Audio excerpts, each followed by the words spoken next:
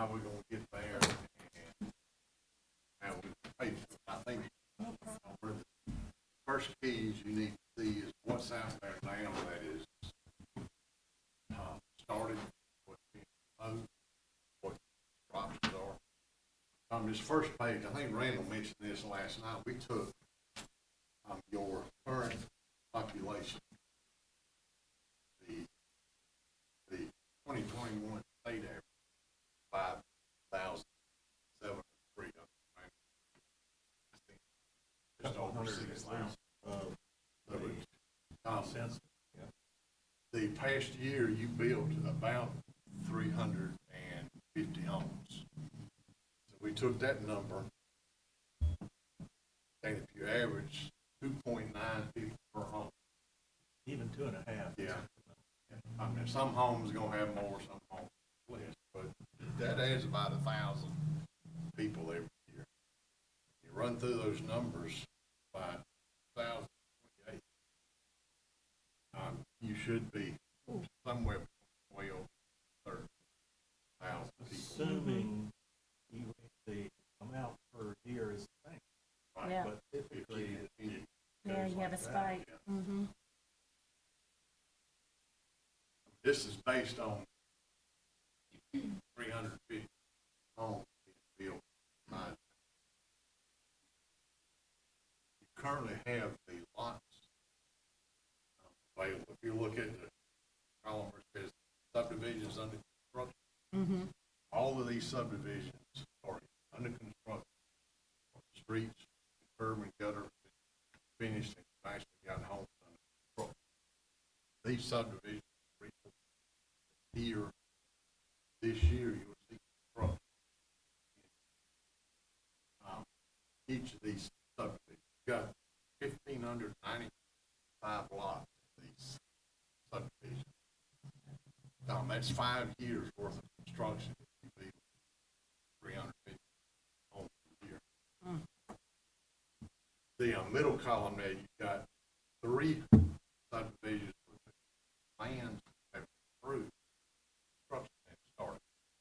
That is another 351 lots. He's out there banging on the door. We would, anticipate, and over, sometime in the next few months, construction should start on those 2 subdivisions. The third column, sorry, thought it was unlocked. Apologize. the third column are subdivisions that you currently have under review. They haven't had their final plans approved. Still working. You have 1,188 lots. If those 5 subdivisions, you got at least 16 lots right now. If you took the 350 homes and you used an average price of $250,000, that brings about $87 million worth of value. Mm-hmm. Food for being served based on your current tax rate of 40%. That brings in $428,000. Do that every year, 350 homes based on that value. Bring summer $400,000 to $500,000 additional revenue. If you look at the, I'm up on the top right, the values in 2,365 million, 2089 million, 2022 jumped up to 635 million. You know why? Well, Yeah, the reevaluation that went out. Reevaluation occurred that year, and you dropped toward tax. Yep. How often do they do that again? Every 8 years. Is it every 8? It 8 to 10 years. Yeah, some counties are doing 4. Yeah, Oh, Lord. And some counties are doing it every year. yeah. For January 1st, put your budget based on $700. It's gone up about $100 million. 844,980.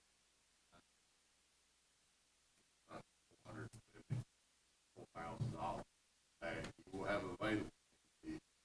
Just based on residential. All back. But you haven't really accounted for commercial growth. Where in here? I'm not here, but your current value this year is not based. I know, but we don't We know. don't have any commercial value. That's my point. And hopefully it'll come with bypass and all that. And commercial, Based deal. Yes. boy, just remember, well, a $2 or $3 million commercial thing covers several houses. Yeah, exactly. We don't have that listed because you don't have anything on the Right. books right now. I understand. But surely we'll have something out I of the think you interstate. will in the future. This is just what you have right now. Mm-hmm. That's sort of where you are, but this may see it.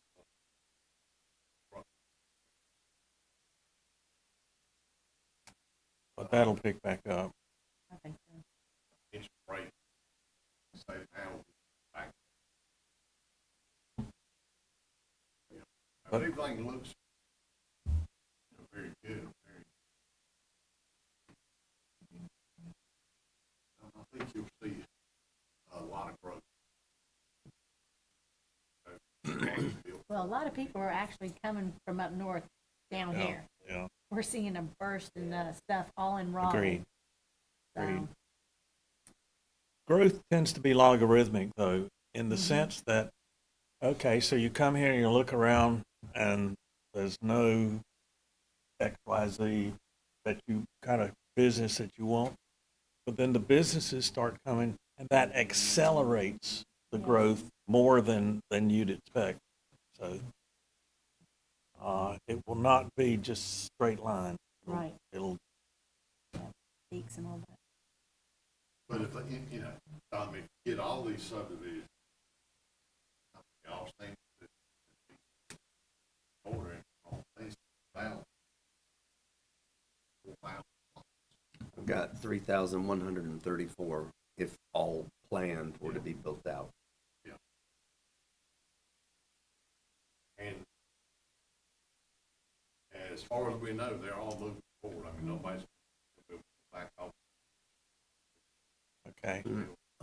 But wait a minute. What is going to be the name? I don't know what they're using of it. Jimmy Johnson's lot across the street that the last rezoning one is that. I think on the same side of the road, it is Tanglewood. Still, he's calling it Tanglewood something. I don't know what the subdivision across the street is. It's Crest something, isn't it? It doesn't. I don't know which one of that, But I don't, yeah. we'll get to that later on because I have been told Which by. one is that? As you go down Wilma, it would be the lot on the left before Catherine's Retreat. It would Right. go down around the curve. I was told by Jimmy, and we'll get into that later, that builder pulled out. Last conversation. Is that public knowledge? That's what I was told, that there would be somebody else now looking at it to do Okay. something with it. But we'll be talking about that later. That may move forward at a slower pace. Oh, sure. No, and I mean, we all know that what I watch the market and what I'm seeing, and I'm watching at prices. You know, houses on the new construction homes are dropping in prices almost weekly. Mm-hmm. You know, the listing starts up, and then you see dropped another 10, dropped another 10. because they do have homes to sell. that Some they haven't subdivisions, done. even out there by Jim, we watched, they put their sign up and not even 3, maybe 2 months, it dropped almost 100,000. So, Yeah. you know, The prices are. Well, it's definitely coming down. but that will rebound it. Right. I think the interest rates aren't helping. Yep.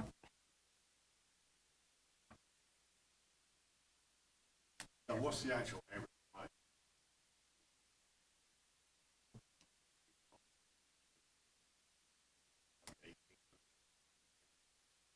$18 is probably the norm. Up to 23, Yep. 24 is what the average seems to be being built. And those are homes that started selling at 2 years ago that started at, say, around 305,000. And that same home several months ago was being listed at 390, 400. It's Yeah, it just rare that depends you on where find you're at. that you're gonna. The new home is being sitting right around just that standard 17, 18 up to 24, 23 is sitting right around, that 390,000 on up to 450. Right. 525, yeah. So if So my there math, is no inexpensive home in No. Angier. if my math is correct, then that's $150 to $200 a square foot, Yeah, right. which is Well, to be honest with you, significant. the best thing we could have done is to have some of these duplex, those houses that are by, the post office. There's only the houses now, and they went for 2,400 a piece to rent. They are already full, and on the back side, they're 1,800. And I think they've only got one left. And every time I go to one of the restaurants, I have so many people ask me, "Y'all have more apartments? Y'all have more duplexes?"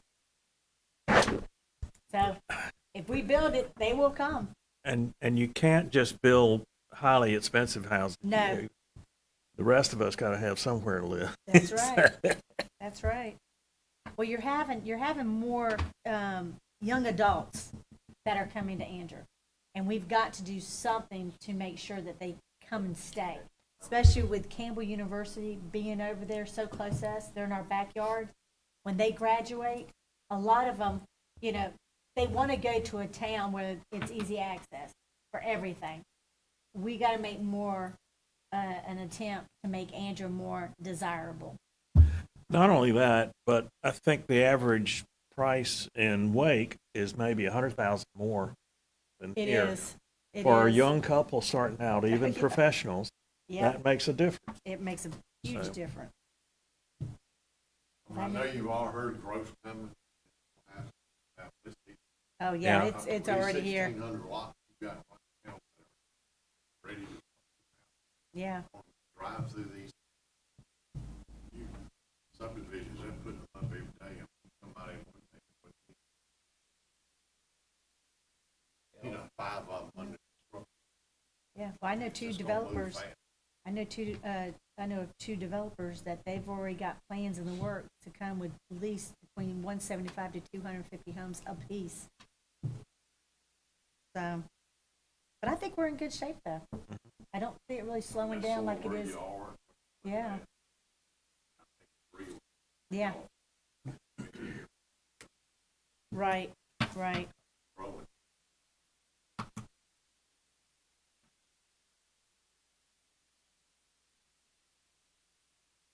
I don't know if you had anything more specific.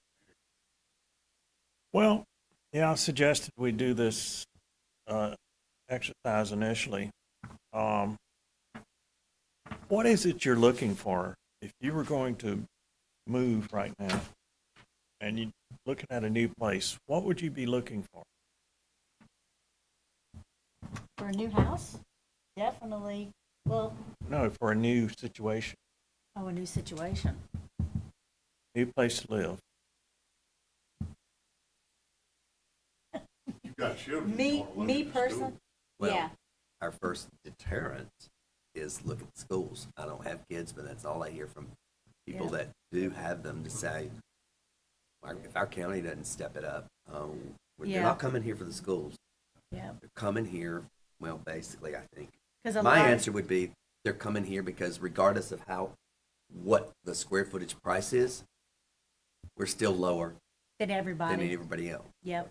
In fairness, the schools cost hundreds of millions of dollars to build, and I don't think they've got enough extra money, Well, to build them. school systems were in better shape pre-COVID. Yeah, That's put a kink in a lot of stuff. yeah. But if you take the factors, if you take out, like with us, we're empty nesters, so you take out the children, I personally would want community center. I would want accessibility to walking around town. So we are actually doing stuff like that, the connectability of the sidewalks and stuff like that. Definitely more downtown businesses, more boutiques, more restaurants. Our development like coming out of Yeah, the exactly. bypass. Something that, I mean, I have a stressful job. So when I come home, I really don't want to have to go back to Raleigh to get a good meal. Right. Or for entertainment or anything like that. I'd rather put all my funds in our town. So that's what I would be looking for. White Oaks Crossings, probably your business now. Just have a park, Yep. businesses, And they're thriving. subdivisions. Right. Well, the commercial, I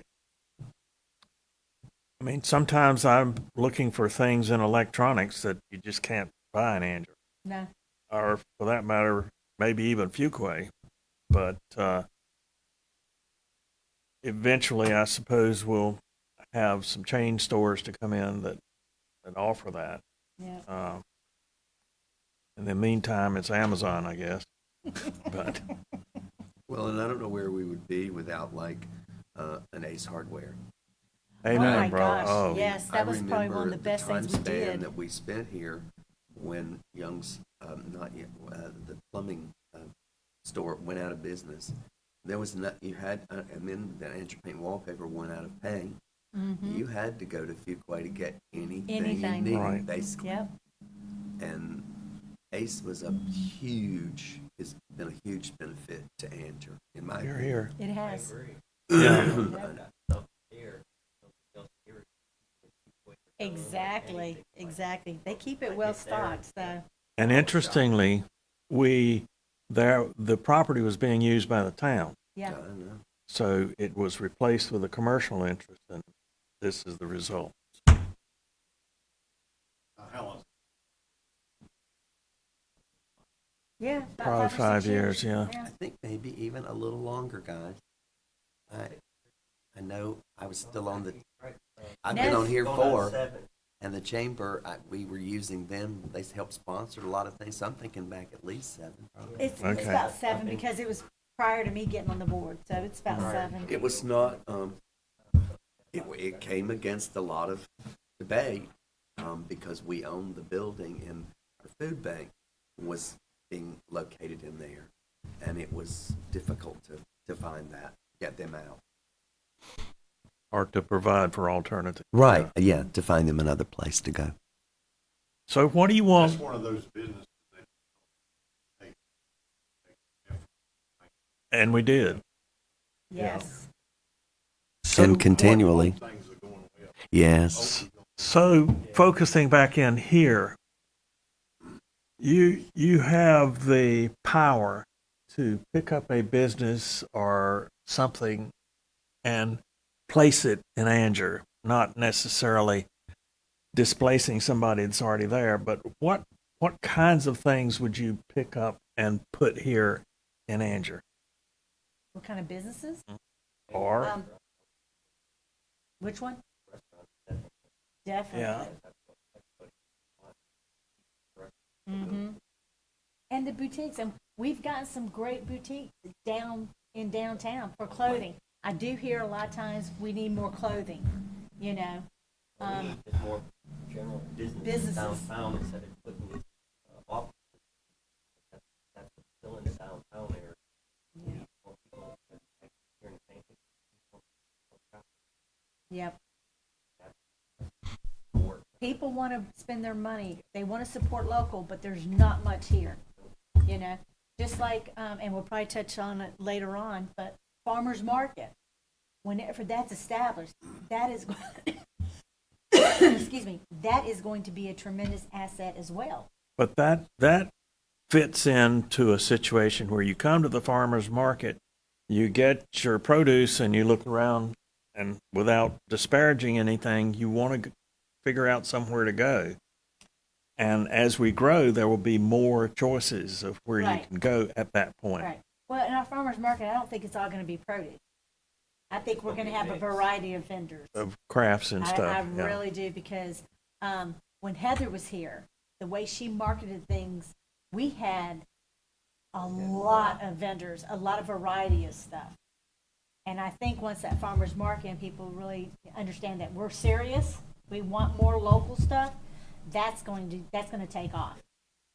And that'll be balanced off by chain stores and stuff out on the Right. bypass. So the combination will be Well, and really we, healthy, I we think. actually have, unfortunately, it's not in our little town, but we have a commercial property that is coming closer to us, and it's going to give us more people to travel through. It's a grocery chain, Wow. you know? So with it being as close as it's coming, we're going to have a lot of people. I mean, people pass through Andrew every day, but not a lot of people stop. That's correct. And I think if we have one big corporation, franchise, or whatever to come, it's going to put Andrew on the map. I think where the people are stopping or probably coming through, I don't know. Yeah. I would be to guess if I lived in Coates, if I lived in Buies Creek, I would probably be stopping here for groceries Yeah. because they don't have a grocery store of anything there other than a Carly C's. I mean, I'm just saying we have options here to stop with True. between Food Lion and our Carly C's, which is one of the nicer ones. You know, that's the one thing I can see people stopping in here for. Okay, if you want to bring a commercial interest to Anger, and you look around, and most of the people are going to Raleigh during the day, and you're primarily open during the day, that doesn't work too well. So if you increase the kinds of businesses that keep employees and people who purchase things here, then you've really a lot expanded the capabilities of this community. We need to have more businesses that are going to have their doors open, that they're not going to close at 5 o'clock. Well, that's right now, yes. Yeah, and that's a major problem that we have in this town, and especially, and with restaurants, I get a lot of them, some of them are closed on Mondays, but your franchises aren't. Right. Your franchises aren't. They might open later. You know, some of your steakhouses open up at 4 o'clock, but they stay open till 11 or 12. So with that, you're going to entice people to come more so to downtown. We've got to get businesses to come downtown, but like you said, Jim, we need for them to open up later, stay later. We need to have the availability of bringing in more people for jobs. There's not a lot of job opportunities in Andrew. And once we open up the door for more people to have employment here, you're going to see a lot more trafficking, foot trafficking, not just cars, because to be honest with you, not everybody has a car. When COVID hit, people lost jobs, so now they're having to get around on foot, you know? Which brings up bus service.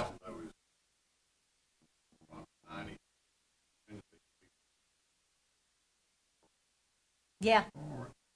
Yep. Right. Yeah, you're right. They'll be gone. And that brings up bus service. They are, of course, have one bus that goes down to Fuquay. Yeah. I've often just pondered on how we could connect with that service, whether we hire a 12-passenger van that, meets that bus or something like that. But at some point, we're going to need to try to connect up for people who need to go to Raleigh to work on jobs that maybe Well, don't didn't pay we enough have- to. Didn't we Hardin have, County wants to. that's what I was getting, that's what I was gonna say, didn't we They're have them seeking come to us? funding, don't study. Right, right. Uh, Well, tours are. when we got here 20 years ago, I can remember people parking in Carly C's to catch a bus or a van to Raleigh. Right. I haven't seen that in quite a while. They are, yeah, that's what Yeah. he's saying. Yeah. And You might want to have them come back to the presentation. Right, Right. right. Because that's something that we So need. bring you up to date on what they're actually. I'm a part of Capital Area Metropolitan Planning Organization, CAMPO, and they're planning for a rail service from Clayton all the way up through RTP. So, you Who would have know, thought? who would have thought? Yeah. Who would have But thought? I just sit there thinking, well, nobody ever bothered to think about us down here. But if we can, so we, in the meantime, I think, need to focus on connectors Yeah. to that system for our people who need to go to work and Yeah. up You're there. gonna serve Wilson Field. Well, there you go. Come here when I used to go right through. So it sounds like we're dealing with two different things. One is connectivity by road or otherwise for people who are working elsewhere, and residential homes for them, but also developing commercial interests that can flourish during the day and also during the night. So in a sense, they're two different things. Mm-hmm. But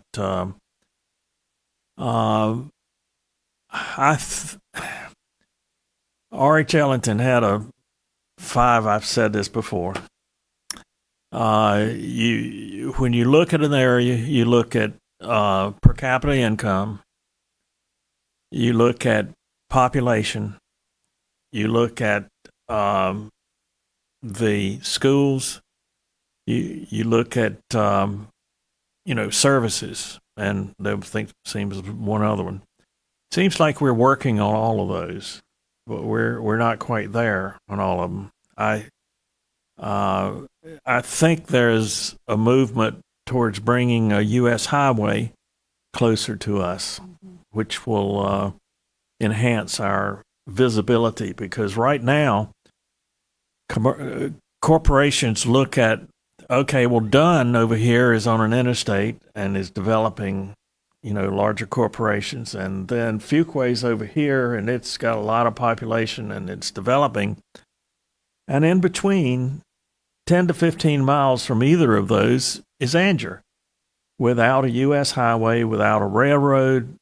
And so if we can fill in with any sort of good transportation, then we're going to get closer to being included in the same category that Fuquay and Dunn are in terms of possibilities for growth for corporations. So there's hope there.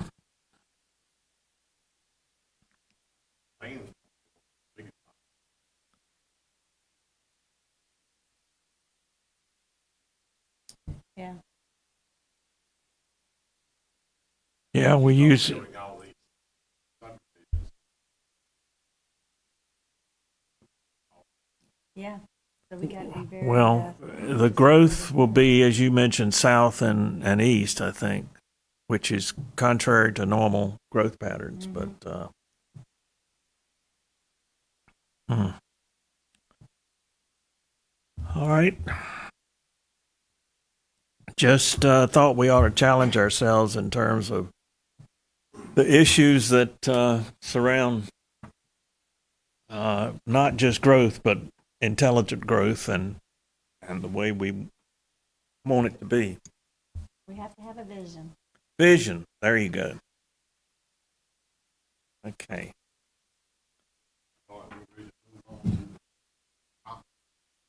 And we didn't deal with how we fund it, but if we have this kind of growth that you're talking about, we have at least Well, over the next 5 years, you'll have approximately $2.5 million Okay. if And that's just from residential. That there is does, some commercial. Right.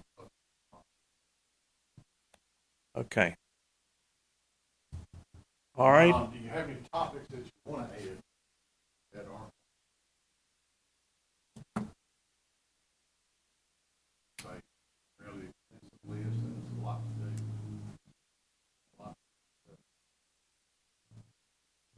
No, because we Go pretty for it. much covered, yeah. We might think of something as we go along. Reserve the right to reopen the list. There you go. All right, let's start.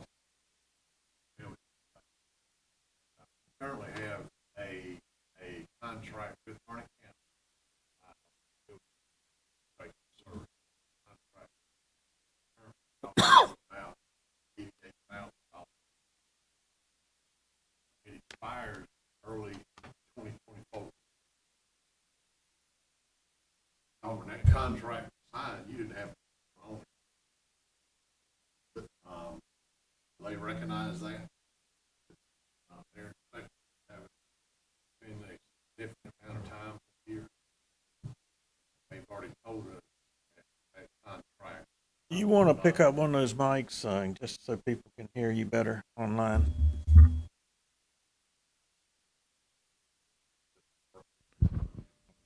Is it working? No. Tap on it. I think it is. It's working. There it Okay. goes. It's just not turned up very much. Heck, Oh, well. yeah. Okay. It's fine. Tom, but your contract, as I mentioned, is about $88,000 a year. They've already told us to expect a significant increase in the cost of that contract because our level of service requirements have gone up. What kind of increase do you think? Are you speculating? I would not be surprised if it's double. Okay. Wow. Then you got to look at, you're paying, let's say it goes to 150. You're paying a staff person to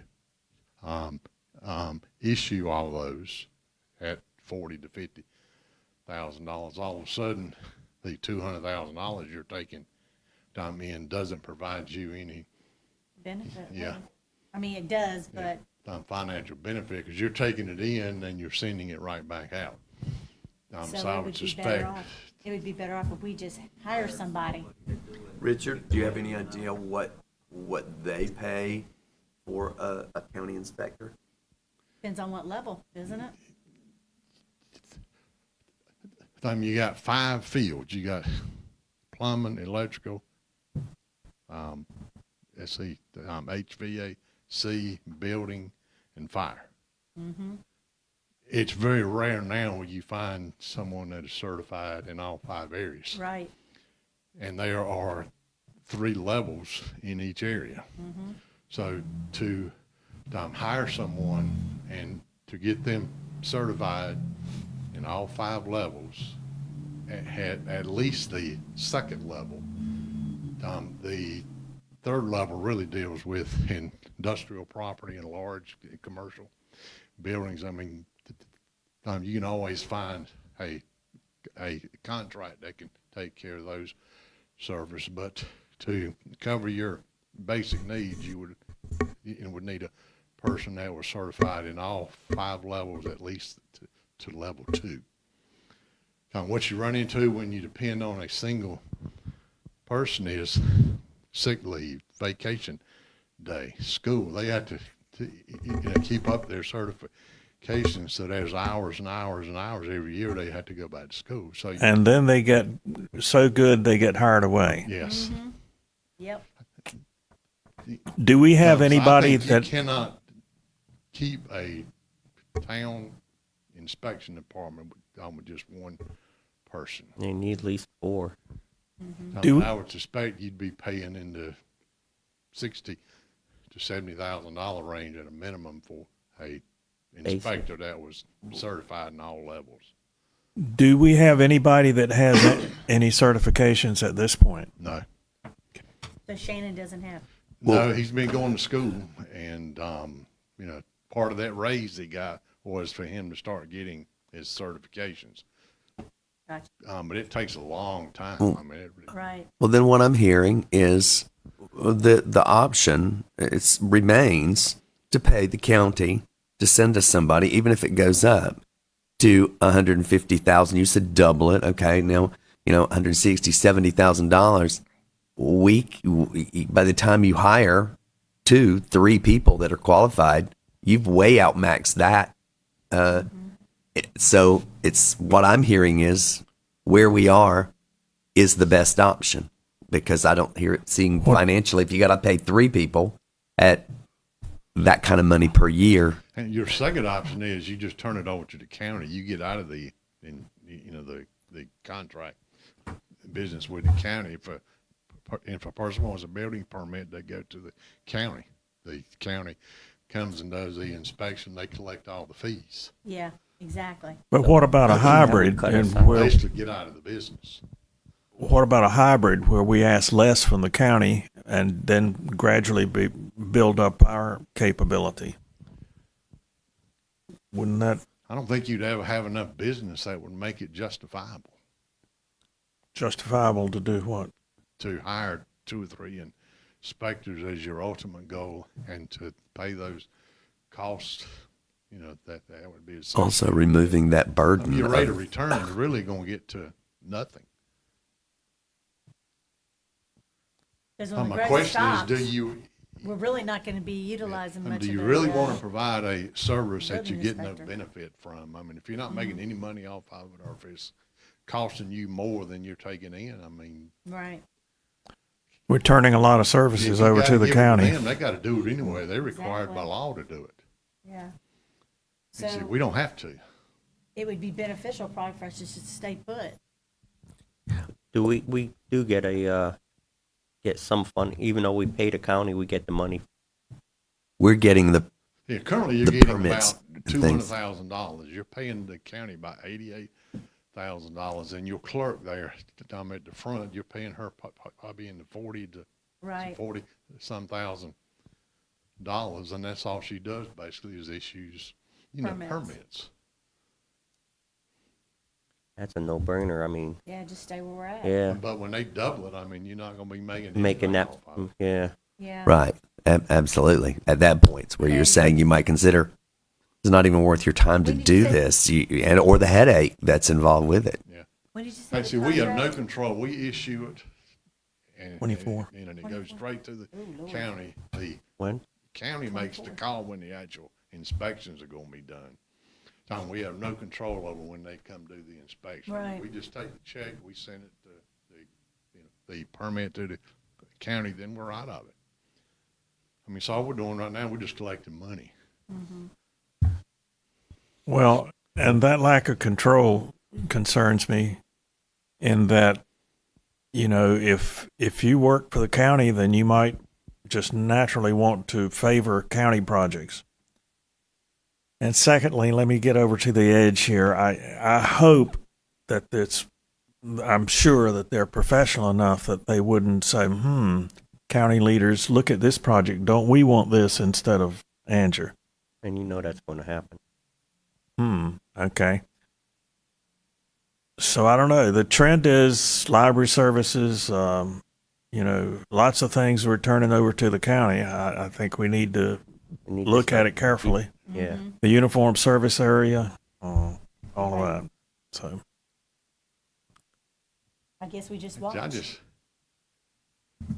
think your size town, you just can't really afford and cannot probably satisfactorily Well, have and we could Right. stay where it is Inspections. temporarily. So, then, and what I'm hearing with that, Richard, then also, are you saying that we are wasting our time or not using our time or our money wisely to send someone out to try to secure these higher level permits? I don't think you should be doing it with a single individual. Okay. That's what I'm asking. I mean, it would cost you thousands and thousands of dollars for this person to get their certification. By the time you count their time away from work, the cost of the classes, gas, lodging, and all the costs you had to pay to send this person to school. And like you said, they could leave next week. And when you got one inspector, you've lost your entire inspections department. Yep. Well, who Now, makes Harnett County probably has 8, so if they lose one, I mean, that's no big deal. Right. so who is making the decisions as we move forward to continue that process? I think that needs to come from the board. Do you want to continue to pursue that path, or do you want to stop it now before you expend all that money? Well, if we continue the path, we can always prepare to do something else if we need to. What do you mean? I'm confused. If we grow to the point that it makes more sense for us to do this internally, then in the future sometime we could back off the county, Right. and or we could have our people handle certain things and let the county handle other things. Well, I'm just questioning, at that point, would you not then seek to find that qualified person who's already qualified to do that? My point being is, would we continue? Well, Shannon's taking courses, so But still, we're going to need 2 people. yeah. Hire one right now, at least to get the ball rolling. And while we're putting another one, because like Richard said, somebody's getting sick, vacation. Well, now what do we do? And 24 is right around the Yeah. corner. So Yeah. So we need to, we I need think, to look act quickly. quickly. Yeah. Get Keep somebody. in mind now, Harnett County could come up and say, we don't want to perform that service for you anymore. Yeah. And they can do it True. at any time, right? And then we're And we're I mean, dead. In the they're bound water. Under that contract, that expires early next. And they don't have to renew it. year. Seems to me we need to do a hybrid. We need to have continue trying to get our people trained and to handle part of the load, but have Harnett County handle most of the load, and let's go up 2 or 3 years and see how it plays out. Have they indicated that they will work with us and, renew our contract or extend it or anything? The manager's conversation I had with him was they would probably be willing to continue, but it's going to be at a significantly higher price. And they didn't give you a price? No, not yet, because we're not at that point. We need to be yet. proactive, guys. Yeah. We need to Of be course, proactive. the higher price comes with more inspections too, right? Yeah. Well, it comes with them having to perform all the inspections in town. And there are more They are, inspections. So are significantly in a sense, more. it's not just a dead weight doubling. Right. It's because probably They're sitting there thinking, okay, we signed this agreement 4 years ago. when you weren't growing. When you weren't growing, Yeah. now you're killing us. Yeah. So we're it's not gonna all let you bad kill us news. next year. Now, do we charge for inspections right now? We charge the Yeah. fees, and If all we the looked fees at- come to the town. Oh, yeah. Now, is it, I guess it's a set fee So you're from making a Harnett little bit County? of money right now, but you won't make money after that. So would we have to raise the fees, or how would that work? It depends on how you want to continue the program. If the town's intent on having your own inspectors and trying to keep you that Right. here, I think you're gonna have to raise the fees. Now, when you say building inspections, is that just for buildings, or what about, don't the county? I just had an air condition put back in, or replace an air condition, and I had to wait on the county to come out and inspect it before they could even pass anything. That covers everything, HVAC. So, okay, that's what I'm electrical, thinking. plumbing. So guys, I'm building. gonna then tell we're you, gonna keep they're somebody busy. inundated. It's bad. I still and- think we need to look for somebody, I get do somebody in too. the door here, and then keep putting Shannon through school so he can start. Right. Because, like, again, we were talking last night, we have nobody for backup if something happens. No, we don't. Well, Shannon's not going to stay here for the money you're paying him if you bring Well, him up to this we level, understand- guys. yeah, I can tell you that. We right know now. that. I understand that, but it's going to, again, we're cutting our own throats if we don't have a backup. I Yep. guess what I'm saying is, when that time comes, do you not then go and find that totally qualified inspector? Okay, but who's the ready to contract's go? gonna end we're already in March, people. So, in about a In year. about a year, the contract's gonna end. And So We if need we to- start looking now or being proactive, I think we're gonna be better off than just to be Definitely. sitting on it and just, But once again, if the contract was based on 40 or 50 permits a year, and we're now looking, what, couple of hundred, 300, Yeah. then they're losing money. So You're it, looking at 30 to 40 inspections a day. I started to say, Sean gave me a quote at one time as to how many were being done per request per day So- in Anger. It's And- huge. so and it's doubling huge. the price, I guess, isn't as bad as it sounds. It's not. No. But the problem is how it's going to put some of these contractors in a bind because they cannot move forward because they're going to be waiting, what, 2-3 weeks for We an lose inspection? control, or we continue to not have control over priorities. And you're I just right, think you Jim, need to the be- fees would have to go up. I mean, just like everything else. Yep. I mean, I think the last HVAC permit, and just simple things. Yeah. It was Oh, like yeah. only $60. Right, It right. wasn't much. No. No. To warrant. But- I mean, I'm sure that man was paid more than $60 an hour for his work. But let me tell you something. It took us 4 to 6 weeks to get it done. 4 to 6 weeks. Which is the advantage of having it in-house for certain Exactly. things. Right. Seems to be a hybrid. You continue to build some capability in-house, but you admit that you have to have the workhorse, Right. for the greater part of the load. Because we don't want, if these developers are out there and they're building these homes and everything, we don't want them to have to stop just because of an inspection. Yeah, it's going to leave a bad taste in their mouth, and they say, Yeah. well, you know what? Let's Next move time on. we'll go We'll somewhere go down the else. street. Yeah. Yeah.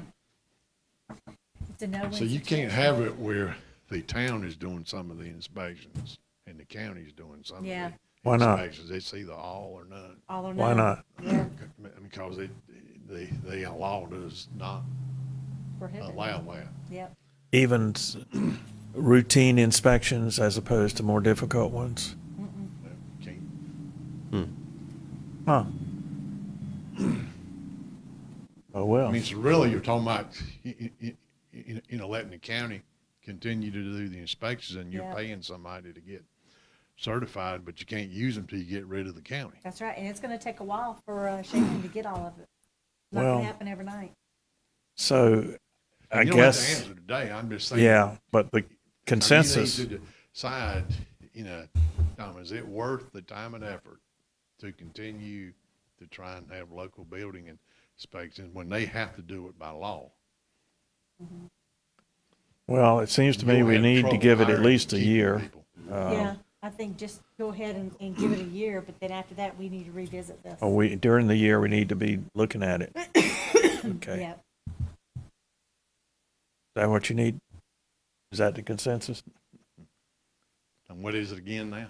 I understand what you're saying, but I'm also hearing what I'm hearing Richard say, that this is something you want the county to handle. We don't.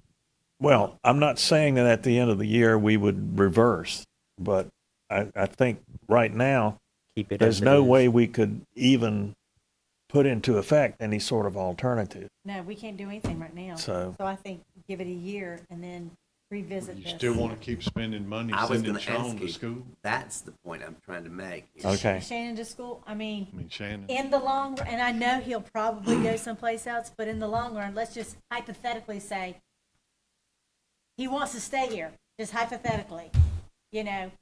We've got to make sure that he has the tools to broaden his career too. I mean, if he's going to stay here, we just can't keep on, we need to let him, we need to give him the tools in order for him to grow, because he is a tremendous asset to us Right. right now. So I say we continue his education.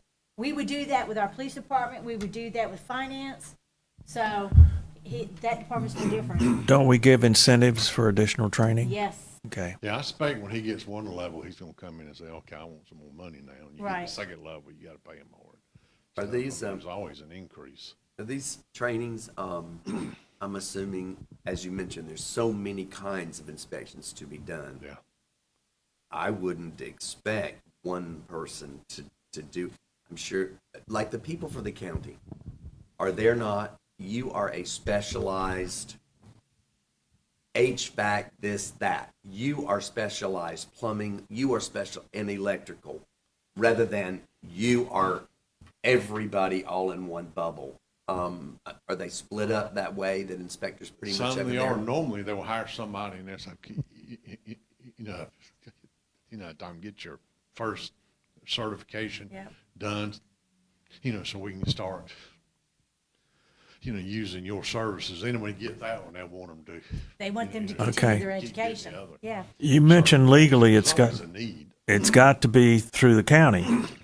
Why could we not investigate with them if they would be willing to split it to actually hire Shannon to do part of the routine stuff here so that can be done faster? If we go through them, then it would justify, training him because we might save money. You're talking like a partnership. Yes. Does, If I was the county, I'd say, why would I do that? Yeah. I'm looking at liability and things of that Yeah. nature. Yep. That's your employee. Well, if they hire a contractor to do it, it's about the same thing, isn't it? That is true. And what are we looking at? Do you have any ballpark, Richard, as to what it is costing us to send Shannon for these certifications and classes and time away from work? You have an idea? If he works on it all year and takes, 3 or 4 classes, you're probably looking at, $4,000 at the most. Yeah, 4 or probably. 5, yeah. If he's got to go out of town, you got to pay for lodging and meals and all that Right. stuff. If it's local, it's not that bad. But Okay. Right. Why don't we- have, Why don't we continue with the county for next year? Yep. And then have you or your successor look into if there are any possible alternatives. Yeah. Does that make sense? Yep. We'll start having discussions with the county to see what their interests are. See if they are willing to, they extend the contract for another 5 years, what their terms would be and all that. Well, I don't know about 5 years, but at least a year. A couple year or two, yeah. Yeah. The main thing was, I think, the effort to have him start training for building certifications and all that, and the raise, and taking the car, come home and all that stuff. Y'all didn't know anything about that. I think you need to be, that kind of decision ought to be made by this By the board. board as where you gonna move forward with that or not Right. move forward with it. I don't think we have enough information Yeah. at this point, yeah. Yep. All right, we'll continue down that path. Okay? All right, Town Hall Police Department. You spend about $1 million. I'm on a building that probably will not be built. There is still a need for space. You continue to grow, you're gonna have more staff. It seems to be working. Now you do have, for 5 of your staff members in a rented building because you don't have space for them over here. It's the main question is a town hall still on the books? Do you want to look at a smaller building for the police department? Do you want to? I'm glad you mentioned that. Where the old annex was, the concrete pad that we were using parking, why can't we build a new police department there and move all the, because if we do that, then we'll open up more offices and get everybody under one roof. Exactly. Because the concrete pad's already there, so that's the majority of the cost is the concrete. Mm-hmm. And Or build a new building for the officials of the town, and including this kind of facility, and leave the police department where they are. Either way. Either way, we need to do something. yeah, like I say, because that's a good sized area there. We can do something with that area, and then if we have to do something in the future with the existing town hall, that way we can somehow connect it to. Yeah, the connection, I think, is the key. If you could build a building on the pad with a walkway over Exactly. to, in the future. I think if we do it in phases, it's gonna be more beneficial for us in the town. Yes. I really do. We do it in phases instead of just trying to to build this massive building because supplies is coming down, you know? So, and that's what we wanted. Yeah. That's what we wanted at the time. We did not want to take this option off the table. We wanted to make sure that we had a town hall, but we were struggling when would be the right time. Right. And now that we see that the costs are starting to come down and everything, I think we need to move forward and do phases. I think the current building is serving the police department very well. It is. So It is. I mean, we're But- getting fine. I mean, we got a But- couple. But we'd like to get everybody under the I same would roof. love to have everybody underneath one roof. That's why I'm They thinking, won't. move the police department into their 5 own years building from now. because Yeah. they're growing and they're gonna need it. Yep. That way they're more, I think, be able to get more funding from the state being their own entity than being Yeah. under one roof. And the USDA is that the right USDA loans and everything? They're still pretty good. but about twice as expensive. So I mean, there's other alternatives I'm sure we can look Yeah, at, but I mean, if we have an opportunity, I think we need to act on it. I don't think we need to stall because the growth is coming. because I know before the annex was torn down, there was Well, actually, it's already here. that building was already under review for being the new police department until, Until it was new. yeah. Well, we went through two different plans. It originally did start out as we're going to stay in this building. We're going to build the police department over there. And then once they move out, then we can work on the other building. Exactly. They were going to be two separate, Buildings. like almost with a breezeway, as Yeah, you said. yeah. And then the plan became, no, it's going to be more to do it at one time Yep. and just place everyone in the Everyone. process. I wasn't in favor of stopping the town hall to begin with. So I'm in favor of building anything. And if it means starting in one half, if that will make people happy, well, that will help out. As you said, we spent close to $1 million in designs on this thing and all of this mess we've already blown. I don't know if any of that from the beginning is salvageable when it was a plan to be a building, another building with a connected just breezeway. But I'm not so sure. I don't know much, but I would think we have the space right there.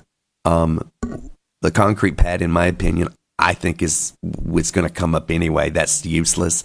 You can't put plumbing and plumb a Right. building underneath And concrete. foundational issues. All the structure, the posts, and the things that need to. I think it would go away anyway. But the point is, the lot is sitting there Right. and ready for use. And I think it's a big mistake not to move forward on at least one or the other right there. And whether it's the police department, and then you go back then and look at your other town. building later. But Well, the current building is not amenable to this type of facility. So it seems to me it would make more sense to put this type of thing in the new building so that you would open this up for library or other use. Right. And then leave the police department where they are until we can I think redo you've got that. more space, though, over where the older building was with the plan that was developed about where that this type of hall would be on a second level is more conducive to the space that is over there in square footage as opposed to what's sitting right here. That was my thought, I'm not sure. the way that we were looking at that. Yeah, Because it is a little longer. yeah, I mean, it's a wider lot over there, and the way they had it drawn out, looks like you can almost, again, stick with that idea to put the police department over here on the other new building, because they're not going to take as much room as you said, a conference space and all the staff. That's more space, I think, than what perhaps the police department might be. And I'm sure, is it part of? Well, it is there. I mean, I guess it's part of this topic now at the same time, because we've got to make some change here about where these people are. Yeah. It makes no sense to be renting a building across the street unless, it doesn't. That's all that's money. And she'd be crazy not to go up on it Yeah. because we're on a hook. Yeah, she's got a count. Where else are you going to go? And I understand it. And then again, now we're talking about the need for open walk-in businesses, which that is not, again, in what it is right now with that. But we've got to find out. I mean, I spoke to Richard last week about several things. Nobody's going to be happy, and we know that until we move forward on one or the other. And listen, guys, I mean, look how long it took to get to a plan and even approving a town hall. It could take another 3 years before plans are done, looked at financing. It's not going to happen again quickly at all. But what do we do with the planning department and zoning over there? I mentioned to Richard, several things that I'm like, help me brainstorm. What can we do? I know at one point we had several people over at Public Works for a short time. That was not the plan for them to stay there. We tried, and I'm not quite sure why that didn't continue a little bit because, that opportunity came up with this building over here.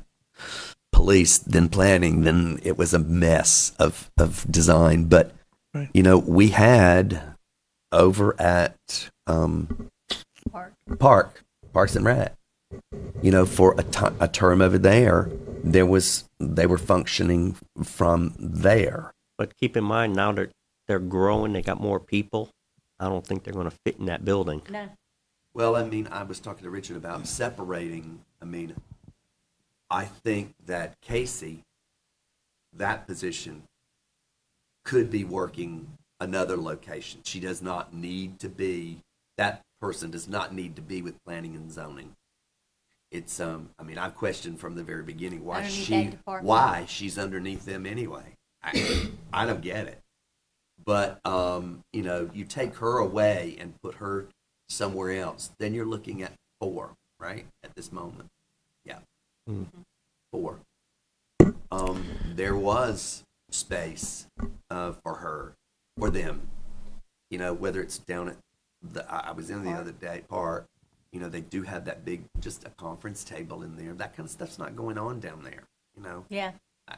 I'm not looking at it as a permanent solution. Right. No. I'm but it looking would at save us money. a time to get out of that building Yep. It would while save we us make a money. move, whether it's with the police department, and not keep spending that money across the street. And, okay, so then say Casey winds up, I don't know, maybe Casey winds up going, she goes to Public Works, where she is around somebody else, other people that are working in the department. I don't know. I just threw all of that stuff out there as a thought, but we do have to move on this. And, Well, unfortunately, if we move like we're talking, all of the money we spent on the plans and everything is just lost, 750,000 or more. That's why, and the plans, we still can use the plan. So, it's But not that's for a 2-story, 20,000 square foot building. Right. Well, is there, well, wouldn't your police department still be that end of the building was going to be 2 stories anyway. But that was just one floor of the building, so I don't know that you could utilize it. I'm not sure. I think we're starting over. Well, I agree with starting over. I don't think you're using the old plans. It Yeah. got knocked down before. It's not going to come back again. Right. People want to hear less money being spent, and it was shot down. And after all that work, and I think maybe perhaps half the project and half the scale, putting half the amount of dollars to it might look more appealing.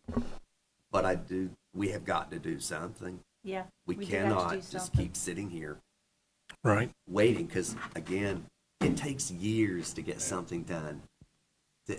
Just by the time you get through everybody's steps, approvals, processes, it could be another 2 years before they even started on a police department.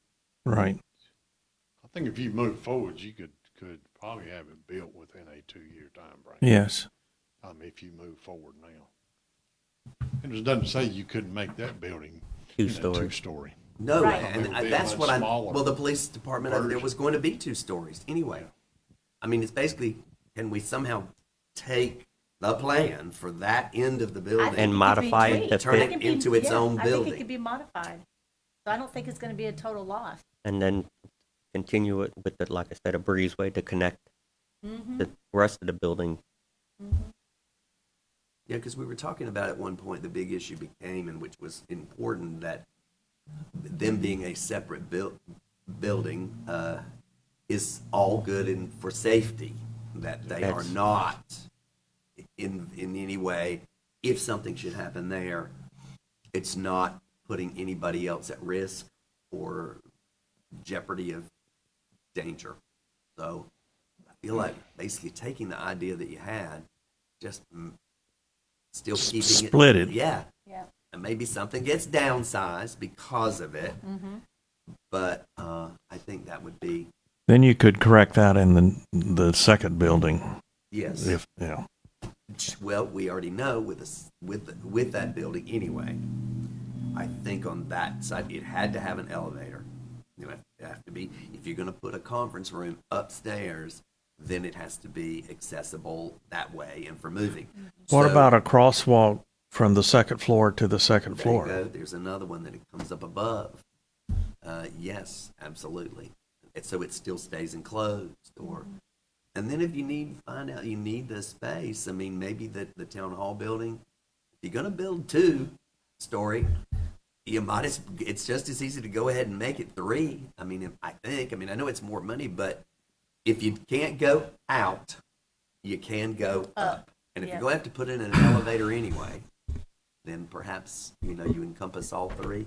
Well, Or if at it's least- two-story, you have to, because handicap Having a accessibility, handicap Yeah. accessibility. you know? The other possibility is building it so that you could add the third floor, or have the third floor but not occupied at this point. That But would I asked the For question expansion. previously, and apparently that adds a lot of cost, but still, it might make sense in the future, if you had a 3-story, but just only built out 2 at this point, 2 of the stories. Well, that was the plan with the police, wasn't it? The police side of the building, they were on No, the it was, map. They were listed as something, but really would be expansion space. Right. Just to give it a name, If I so it remem- didn't look like that we were building empty rooms, but they were expansion spaces where, like, this might be a small exercise workout room in the police building, but certainly is an expansion space later on when we need more officer spaces and things of that nature.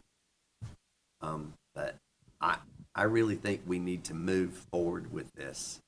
And my suggestion would be, let's look at starting on the concrete empty block side with a police facility and get one built and see about, moving forward after and that. of course, Yep. the person involved, and it might be the same architect people, since, like I said, we Right. work so much with them that they look at it again as, can we kind of keep what you all wanted and start with that? It might be downsizing it, but Could we add planning in to that building temporarily? Well, I think once the police department moves Out, out, they're yeah. going Then to you have got plenty, plenty of room. Yeah, they got Okay. plenty of room I'm because you're sorry. going to be moving 25 people out of there. Yeah. And now you got all this empty space, so they're- That's right. we'll And have we of a make building sure- again. Yep. We make sure if we do move forward with this, we actually lock in a contract, right. so they can't keep on They coming back. come and raising the and Sean prices. calling us. I don't think they would agree. At the time, they would not agree to it, so. I think if you're gonna move forward, you do it instead of a design build. I think you go the old way and you just advertise and take bids. Yes, and you award a exactly. bid to a contractor. Exactly. And we don't limit ourselves to just a few contractors. Mm-mm. Because It's open for everybody. I mean, how much money at this point have we, I mean, I know we continue to appropriate money to that fund, even though it was nixed. how much money at this moment is sitting in appropriation for a new town hall? I think you spent about all of it. I don't have Hans' check, but. I mean, the cost was $750 to $1 million, I think, to get to that There's point. a significant amount of money in there. Okay, all right. I mean, I don't think your current architect is gonna be to take this building and shrink it to a smaller building over here. He's gonna wanna do a complete new set of Right. plans. You'd have to. Cases, you got different footings, you got different load factors, I mean, it's all kind of things. I mean, so you are starting over. And the question is, do you choose another architect, or do you or you ask them to come back and say, we're gonna do something different? You want me to- I don't know who hired them, To what? I don't know if he's trying to get on. who hired Give them me an answer. before or not, Okay. and how, and would you Yes, again? Commissioner. I don't. Okay, just a second. Commissioner Price is calling in. Uh-huh. Okay, hold on. Junior said he's been trying to hook up and he can't. So I've got him on speaker. Hey, Alan, the piece of land that, Adam Rayner owns there downtown, on the corner by, Yes, on McIver. you go past Donald Griggs on the left there, and go to Uh-huh. the intersection. McI- Piece of land there on the left, right before you get to Highway 55. Yes. You know what I'm talking about? Oh, yes. He is willing and want to sell that land to the town. I don't know if he's approached anybody else, but he wanted me to mention that to y'all. Well, no, LaRue happened to mention that yesterday to me. How large is it? Well, I didn't mention that he was wanting to have the town buy it. I just No, said that he that had it a- was available. right, it that he was had for a new- sale. Yeah. A new listing. I did not come to anybody saying that about the town business. Nope. No, well, Yeah, he called me a couple weeks ago, and wanted me to, bring it up and see if we'd be willing to do that.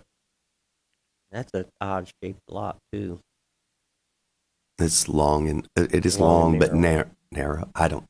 Would anything fit on it? That would be beneficial to us. I don't see.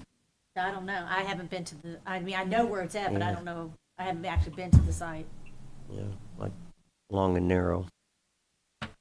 I don't know if there's depth there to do what would anything that would need to be Bring it done. up on GIS. I don't know what the. You can find it. And, Yeah, I don't even know what we the can specs are. we can pull it. Well, it Well, that's might be something to usable for consider. Something else. I don't know. Yeah. Yeah. Now, what was your thoughts on the former architect you used? I mean, I think we liked what they did, but there again, I mean, I don't even know who Where was he out of? that came through. Yeah. Charlotte or somewhere. They Is there anybody local here that we can use? Yeah. I think Jerry had used them before. That's how they ended This- up here. This is a fairly specialized field. I don't know that everybody can do it. I'm I sure don't know there's that somebody we're- around here in around Raleigh or somewhere. We I have think a lot of good contractors Yeah. here in our area. I'm So sure we're we talking can about find a good architect architect local. first. Right, and architect too. I mean, we could talk to a lot of people and, they can guide us. Because if I'm not mistaken, Veronica, didn't you go to Gardner and look at their town hall and everything? We could reach out to the other municipalities and see if there's anybody local that they used.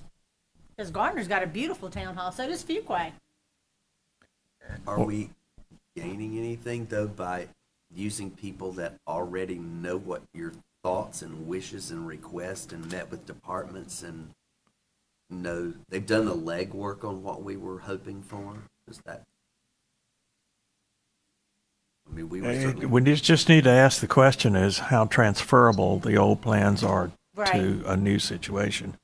And I I suspect think we'll any get a lot architect of, could use that sketch plan. and see Anybody what could. Our size needs are. Yeah, That makes sense. because the plans are ours. Yeah. I mean, they're bought and paid for, so we can utilize the plans and go to any firm we want to. Doesn't have to be the same people. And what would you think about us finding a couple and setting up a time for the board to interview them? I would like that Yeah. because we've never been given that option. I think we need to have that input. Okay, where is this now? It's on the corner of Pythagoras and Broad. It's the 29. You know, the No, I don't think intersection, that's the you one. go to the left and you can go to Brian Yeah. Lee's funeral home and the school. If you go the other way, I it's think right there on that further back corner. up towards- It's going to be more towards.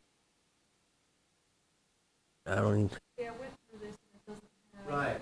Right. I think it's going to be right there. Yeah. Right here. That's 55. Right. It is that Right. there. Yeah, because I looked at all the And I'm owners not so- here and that's not Adam Lear. No, that one right there. Yeah. I It's thought maybe it was 0.78 acres. It's 0.78.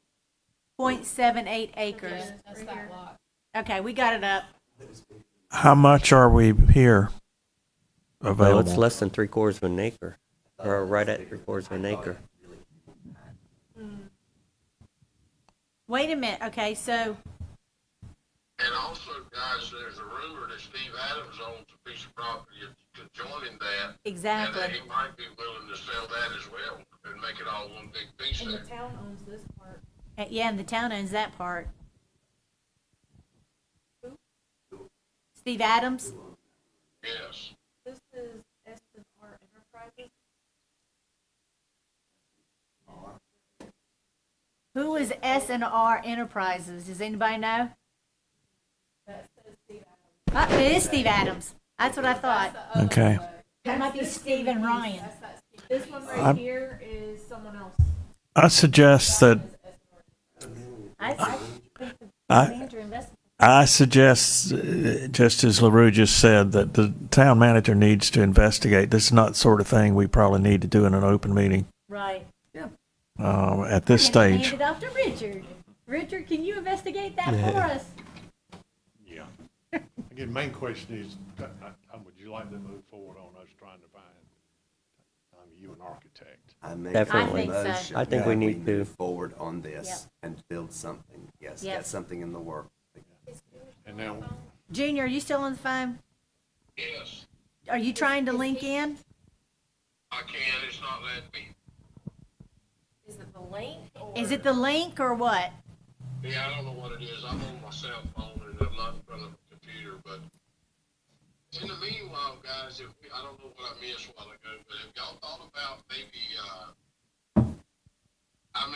if we could get the police department out of town hall right now until we decide where we're in, and I hope we do it soon, build a new town hall. If we could get the police department out of there, I think it would accommodate everybody that we have working in there if we could figure out something to do with the police department temporarily. Yeah, that's what we're talking about building a new police department. How big is the facility down there at the range that they've got? It's you Is don't it have small? one. I've never been down there, so. yeah, You it's don't have a small. building right now, I- other than the building you're leasing. But, I to mean- that. Is I it? think Aren't we they- need a presence in town. So Yeah, I don't know. that's Police going to be out. department right now? Yeah, that's going to be out of the way. We Okay. need it in town. Yeah. Junior, what they were talking about was the pad beside town hall. Don would be to consider building a police department right there. Well, but the plans is eventually, guys, put the police department into new town hall, correct? No, it's going to be separate. No, it's gonna, yeah, You it's could separate. So separate. build two buildings with a link between them Yeah, build two buildings with a breezeway. and build one first and In the meanwhile, what I'm getting at, because you're talking a year, maybe 2 years out, is there's no way we could, and bring the planning department and everybody back to town hall if we could get the police officers out of there. There's no way we could put them at Public Works or put them over by the water tower, That's 30 minutes. on, Broad Street, do whatever we had to do. Yes, Junior, that's what we did probably just spend the last 30 minutes talking about, how to move them, where to relocate to get them out of that building. About doing that, Alan. we had mentioned several possibilities, Park and whether Recreation, if they've got the maybe conference room. we separate. We had them over there at Parks and Rec for a short time, and that was going to work. We know that that is workable, but that would mean probably separating Casey out of that group and put her somewhere else. That because the Public Works, Parks and Rec could accommodate 4 over there, and possibly move Casey. Then the discussion also came up anyway as to why is Casey underneath that department's leadership rather than someone else or her own entity with the town manager supervising That's what I what was she's thinking, doing, exactly. which seemed to be the question earlier on. I just don't think that the past town manager wanted to deal with it. But I think if we were to move her somewhere else, then that's only 4 people, and that those 4 people could go perhaps back down to Parks and Rec temporarily. And if Casey needed to go back down to Public Works or somewhere else, just those were the ideas we were batting around. Right. Well, there's a large building in town that apparently has 30,000 square feet available. I don't know that I'm permitted to say it at this point over the air, but I think the manager needs to investigate. Yep, I do too. Sure. The bottom goal is we need to have everybody back together. We've all been separated long enough, and I think we need to work on bringing everybody back together. Yep. One town, one team. I certainly would never think, but that doesn't sound like an option for us. The only thing that would make sense to separate, if you separate it, Right. would be to take the police department Yeah. somewhere else and then be their own entity. Right. Uh, And but- they probably need to But be. town staff. Most would- places are, so. Yes. Yep. Got a lot of work to do. I suggested to Richard to go look at a facility, which we won't identify at this point, but do you think that could work as a police department? Yeah, I think it could be an option. I mean, you already got the building, it would just be a matter of. Mr. Mayor, Yes. do we have control and 100% ownership of those 2 lots over there on Church Street? On No. Church Street. No, the ones that we put No. the Oh, signs no. up on. No. No. Tom, you just sort of got like what they call, power of attorney. You can control what goes on there, but you don't own it. Yeah, exactly. That's a special. Letting you manage it. That's a special Be thing. right back. Well, I see Okay. it every day out here in the world. I mean, the reason I was bringing this up was, do we have any land that we own right now where we could, because I would think the chief would probably want to stay inside of town hall. But if we could put up what we could like out here and where we do it every day, like temporary, no cheap stuff, but you can rent them. Or trailers. Like a trailers and have office, you could put 10 or 12 offices inside of a trailer and have our officers park the cars and do their stuff there and go ahead and get the police out of there and start putting people back in town hall temporarily. There are a couple of issues with that. As I understand it, the evidence locker has to be a secure facility. Secondly, if you have someone in custody, you need some sort of enclosure to keep them in. So trailers and stuff could be adapted, I think, to that, but it would not be Cheap. cheap. Yeah. But it may be where we have to go. I don't know. Well, I think the evidence room could stay in town hall. I don't know how big a space that takes, but I mean, I'm just saying something temporarily, something pretty easy and Big space. Well, I think if short term, if you let the chief build that building he's proposing at the range, That's what yeah. he's got several people he could send out there temporary, like That's what I your was asking, if it was big enough, because. or we could expand it, Exactly. which would help them even more and send more of his people out there. limits. Is there any speculations if that's out of town? It's town property. I'd send your detectives out there and your you know, investigators, they don't have to be in Yeah. town Well, see, hall. that's what I was trying to suggest. I mean, 'cause And they- to that building, you could build within, 4 months probably and 'cause have they them in don't- there. They have a classroom out there, right?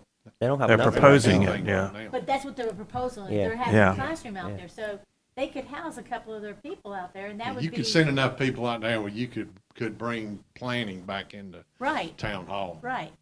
I think we ought to just, move on that, but, And he's got most of the money already. I don't think it'd take a Exactly. lot of, no. you could take next year's rent that that you could pay Exactly. from Right. that current office Well, building. You'd have enough to build I that building. think we need to coordinate with the chief as to, how we move forward on that Well, he's already part. mentioned that as a possibility. That was his idea. Okay. Right. Well, I think we're on the right track then. Yeah, the thing is, I think we need to move forward on at least part of this formal project. Yeah. I do too. I mean, I think our next step would be to bring you a proposal on that. Okay. At the wastewater Okay. plant. And also, we'll start looking for a couple So, of local so architects for the board Yes. do to interview. your background and come back to us at the next meeting about that. Is that gonna give them enough time? That's 2 weeks. Well, give us what you got by then and tell us what more time you need. Okay. All right. Well, that's hopeful. Yep. Good.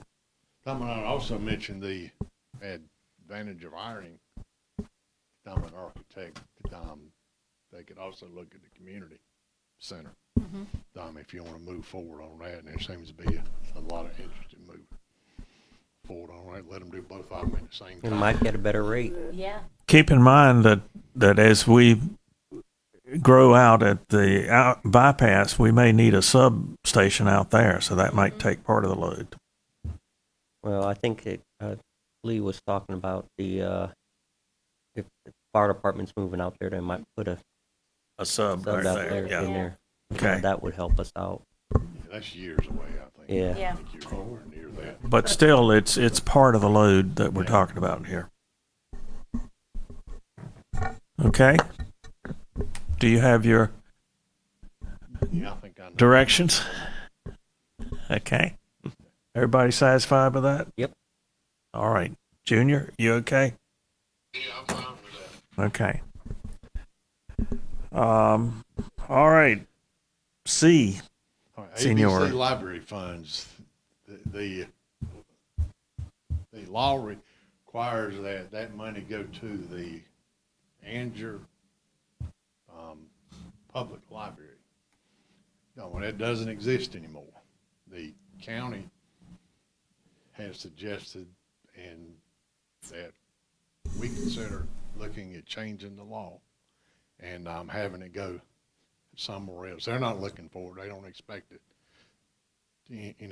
to go to them. One option is you could set it aside for, future expansions, future needs of our library building, but not necessarily give it to the county for their day-to-day operation. How much we talking about? The Yeah. second option is you can, if you're going to change the law, send it somewhere else. Right. Well, You Richard, can send it to, Parks and Recreation. You can send it to the police department or. You can go to Superior Court and do what's called a cypre, which means the possibility that was expressed is no longer possible, and have the court order that it goes somewhere else. Right. well, here's again. Do you know what is sitting in there at this moment, Richard? I don't know. I'd like to be curious to know. You don't. Maybe it's not made clear to you, but it's totally my understanding. This thing with the county is a trial and basis. All right, we got what, 2 years? We may be taking it back. We don't know. So this is just a trial period. So I say the money stays there, and Collect interest. and it's should not be sent somewhere else, because right now we're renting the building to the county. Yep. So there again, yes, we may have repairs, upkeeps that money would be there for, but in the event that this doesn't work out and we take it back over, we're going to need to use that money to make the improvements that we would have made along the way that they haven't caught up with. Because we have a very different situation than what we had here a year ago, and we're just trying it to see how it works. Okay, but isn't the money, ABC board's sitting on the money because they don't know where to send it to because, Right. Well, I thought the fund was already, there's a fund there to put it There in. is a fund, Okay, but but- they haven't been sending us the last, few quarters because they don't know where to send it to. but Yeah, it, they've got it, but is they can't it- disperse it to anybody yet because there's no fund. but isn't the money going to the town of Anger for the use by the library? I mean, Yes, so but- it's really coming to the town. Well, where were they putting the money before? I thought, Not sure. well, that would be a question. Where were they putting it before? How much are we talking about? 15,000, something like that? Maybe $15,000 to $20,000 a year. Mm, Before the county took over, it was coming to the town, right? Yeah. Yeah. where, Or used but by the library? And then now it's going, well, I don't want to, say something wrong, but I think it's going to the county and it's just sitting in an account waiting for us to find out where it's going to be dispersed to. I don't think they've sent it anywhere, have they? They haven't Tom, sent it to the ABC county? still has it. Is that the ABC board? It's still sitting at the is ABC board? Sitting on it, waiting to find out where we Oh, want okay, it to go to. okay. so where was the money? Was there not a line item for the library before it went away? I would Would that think money there still is. not go in there to that line item? But What they're does, saying was, the law says it goes to the town of Anger Public Library. It is the town of Anger Library. no longer Currently does exist. not exist Right. because it's being, It's the county now. it's a county library. Well, can we not create something just as a line for? I mean, we still own the building, and can we not create some To account? help the building, yeah. Yes, I for think we that. set it aside, for the building. Yeah, I just don't think they've had But no it would board still take approval action of by that. the- Yeah, either Okay, why don't you committee check, report Or you get, law changed. why don't you we check with Dan and see if we can do that, to receive it and then use it to upkeep the building that the library's located in. right. Right. And then if we had the money there, like I said, in another 2 years' time, when that contract runs out, if we decide And to take it back, then we have the money to upgrade and do whatever we hire what we need. God forbid the air conditioners up and goes out. Well, no, That's it, an literally, expense, I mean, it could You take happen. it back and you build it, town hall and everything else, Exact- you may want to expand it in. Right. Exactly. Exactly. Junior, Then you you got got the that? extra money. I got it. Do you want to log in? Yeah. This is eating up my minutes. yeah. What kind of plug do you have? It's an Apple. I'm gonna send him a new link. She's not talking We're about gonna- the power. She's Yeah, talking, it's not, well, it's it- not even and it's has- wearing down the battery too. Is it, can it charge wireless? it's not about the charging so much, Bob. It's, And it's, yeah, the minutes and everything too. We've already been on almost 30 minutes. It's gonna use my data. Have an extra. I was working for your You Right. take about a right. 5-minute break. battery. All right. Junior, we're gonna take a 5-minute break and they're gonna try to send you another link. All right, bye. All right, bye.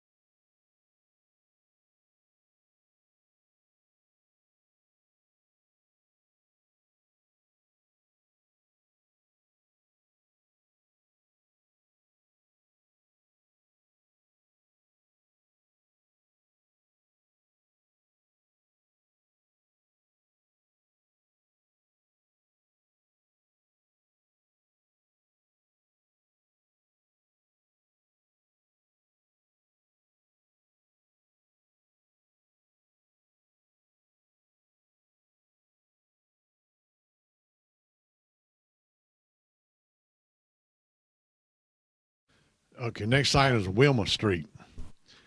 And I'm sure most of you have heard some complaints about the traffic on Wilma Street. If two cars meet, there's not enough room on the street. That sidewalk project has been approved. It will be at a minimum 2 to 3 years before you actually start and complete construction on that sidewalk project. The thought, Tom, was you would expand Wilma Street at that time.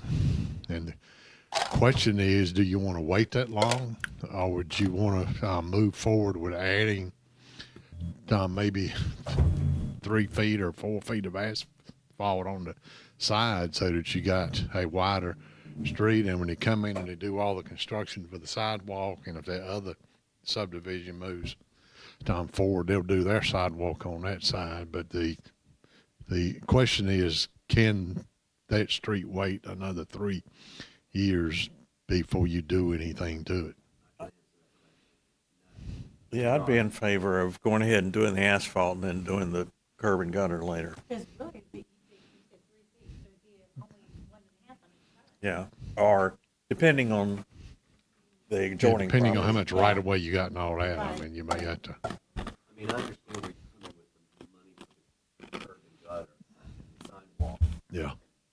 but is it feasible to go ahead with the widening of the road itself, at least, and then add the other pieces to the pie? Yeah. Down the road. And do it in stages, because the biggest issue right now at the moment is not curb and gutter or sidewalk or anything else. It's the safety. Yeah, the width of the street is the problem. And if we could move forward with just that part of it and then add the other when we get to it, would be, Along with the other subdivision. yes. But, you know, we're not talking about aesthetics here. We're talking about safety. That- Well, it's Powell funds, right? Yeah, I'm not sure, but I would suggest you use a portion of your Powell bill funds to do it. I mean, you got that money sitting there. That'd be one more, street you couldn't resurface, but I think this one's more pressing. Well, we had already agreed to go forward with it and Right. using Powell I funds. think the question was, that was brought to my attention, Timing. was that it might be that, as I said, with that possibility of that land not being developed anytime soon now, that would, if you're gonna wait, then it could be another 3 years Yeah. or plus before it's done. And therefore, in my opinion, it shouldn't wait that long. If we can go ahead with one portion of it, which is just widening the road itself, and then the other things are added to it later. Me too. I'd say Junior Road, how long is that taking? I mean, we just had the public meeting the other day. They still talking gotta 3 do to the, 5. you know, Tom, they still have to do the design. How about you, Junior? plans, the-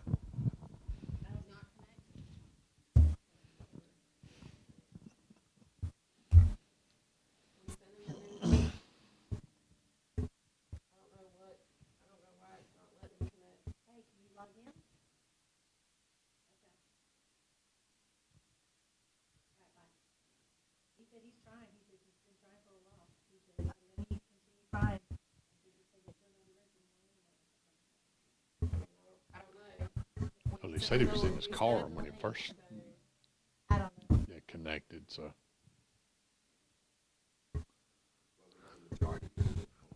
Yeah. Which I mean, for safety purposes, I think we need to. Definitely. Okay. All right, we'll start looking at that and see if we can move that forward. Farmer's market. I know everybody wants one. You've talked about it. We're talking all around it, so to I don't speak. think we even have blueprints or anything. No, you don't have anything, right? We had a drawing, a Sketch plan or sketch something. plan Right. originally of the building, but So what do we need to do? Just start looking into, go ahead and, If you're gonna have an architect, I mean, if you're gonna build a police station in the community, center. I mean, that's just one more little piece they could do while they're here. That's true. Again, might And be if you're cheaper gonna doing finance, get a more if you get grants, then you're gonna have to, finance a portion of it. You might as well finance all of it at the same time.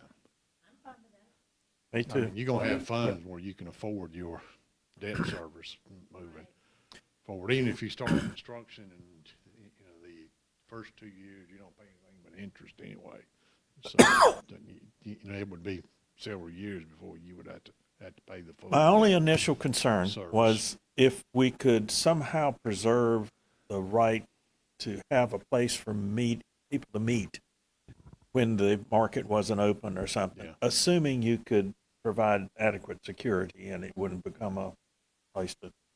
I think it needs to be something like a multi-purpose area. I Exactly. agree. Well, that's what it was. that's what I Except it was thought. very open. Right.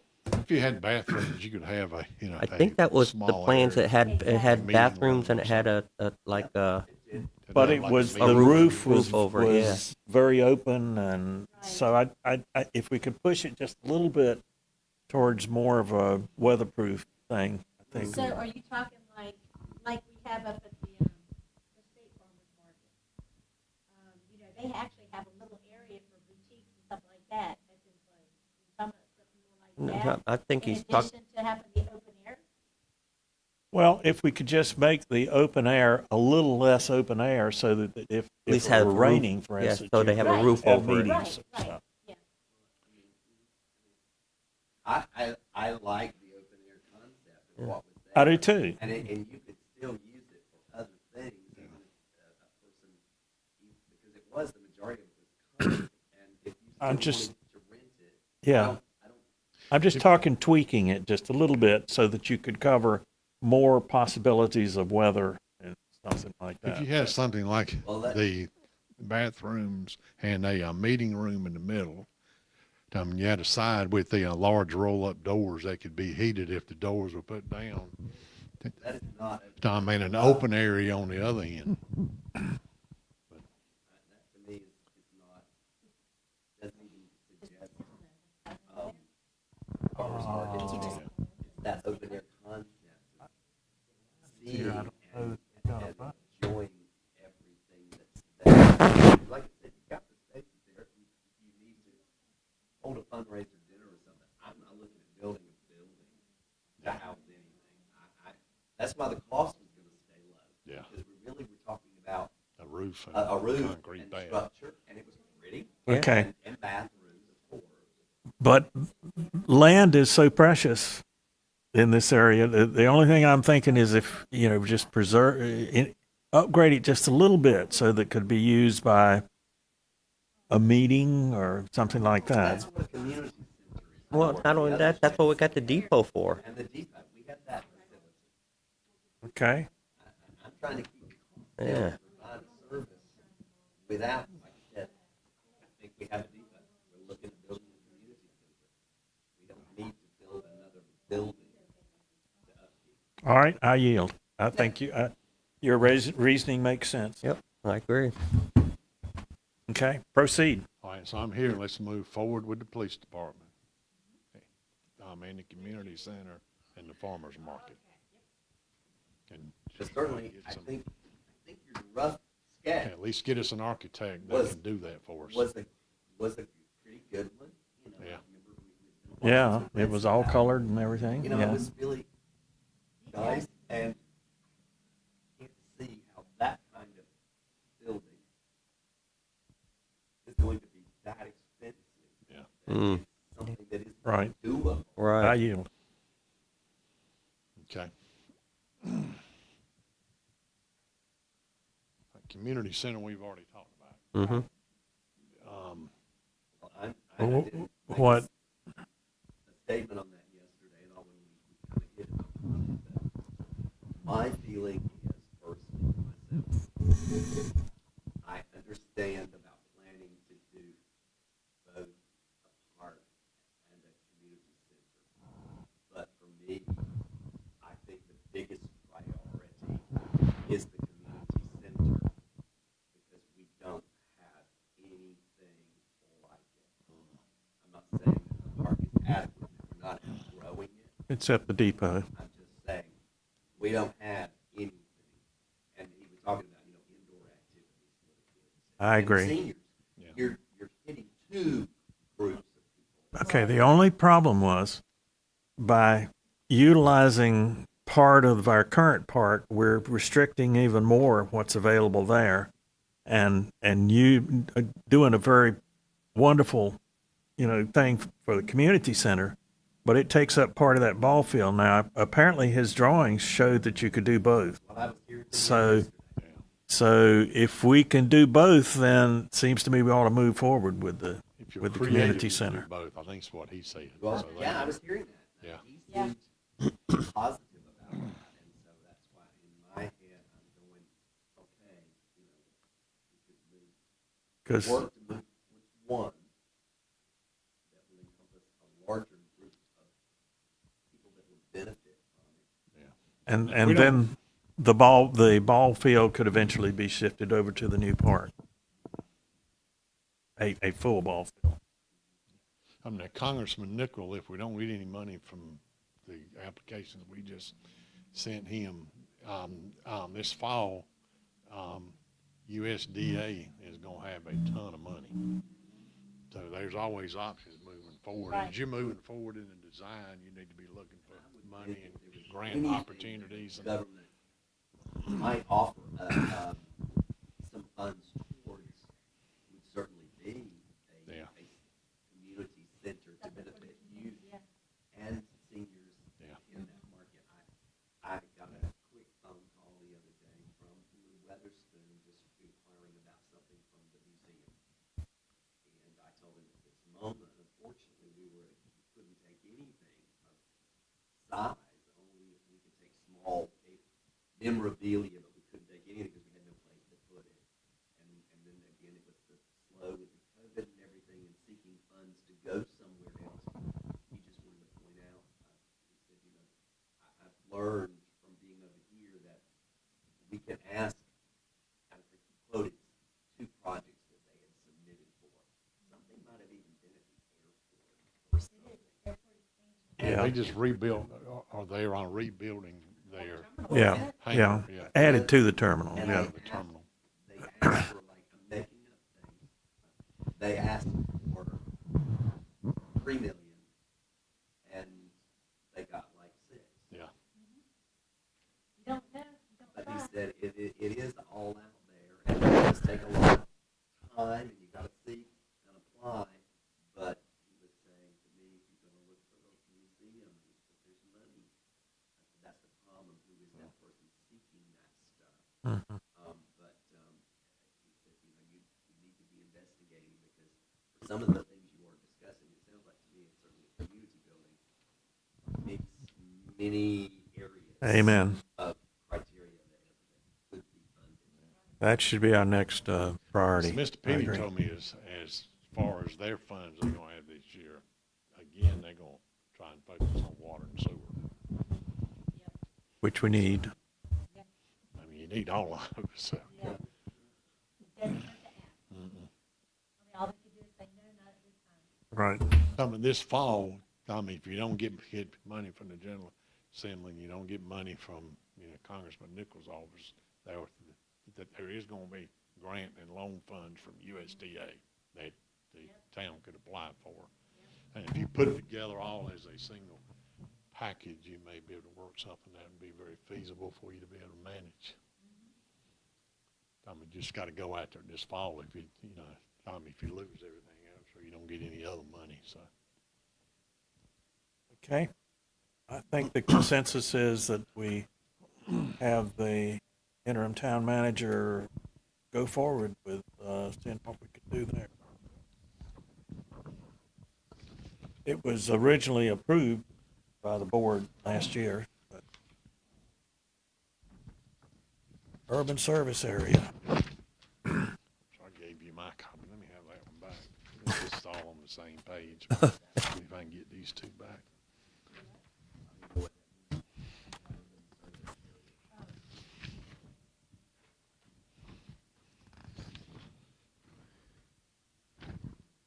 Sometime last year, I think Jerry and the county were having discussions in the county was pushing the possibility of adopting what they call urban service areas. That's correct. I was part of those. And I guess, Tom, in a nutshell, you designate which areas the town is willing to serve in the future. And you also choose which areas the county would serve. And you would have in the areas the county serves, by entering into an urban service agreement, you would be able to collect taxes on those areas. Okay, but the county would get the control Yeah. And over water and sewer and water and development. And my continuing concern, with all due respect, is that when we began to grow and we went to the county and said, hey, we need some more water, they say, sorry, we don't have any. We gave it all to these other people. Now, if we yield that kind of control over to the county, bless their hearts, is it possible that we start a approval of a subdivision and the county turns us down? I think all of this would need to be worked out in an agreement, and we've been waiting for that to happen, but haven't seen anything. We can push our boundary out as far as we need to, and obviously take south and east as far as we need to, but I think we need to be careful. Yeah. If we had a history of favorable treatment, then I would be much more easy with this. But I need to be shown that we're going to be treated equitably if I want to push forward on this. I'm sorry. I agree. Yeah. And what bothers me is, Tom, I've not dealt with this before, so I started asking questions, and I asked the county and some of their staff, what is the statutory authority for doing these things? And there is none. So their response back was, about 20 years ago, Wake County did this. And the county is saying that we have the authority as local governments to enter into an interlocal agreement. And by being able to enter into an interlocal agreement, they think that, these type of service areas are. Excuse me, but there's a fundamental difference between Wake County and Harnett County. Yeah. Wake County is primarily municipality. But that's what they're basing their theory on, that this is, allowable under the law because we can enter into agreements. I agree it's allowed. I'm not sure it is. I mean, I'm. Well, we have authority to make agreements with the county. I don't see any problem there. I just want to be sure that we protect the future of Anger. And Well, Lillington and Harnett County are close, so we'll be able to see what they've had some issues too. I'm not trying to be difficult. I'm trying to be careful. Yeah. Okay. And you should be. I mean, it's something that would. Right on. It's something you're gonna be, tied to forever if you sign it. After we long gone. Yeah. That's right. No, that's the police. Andrew too. Okay. That's a sworn thing. I mean, my thought was move slowly, cautiously. I think they want to move it faster, but I'm not at that point. I don't know enough about it, and I'm not.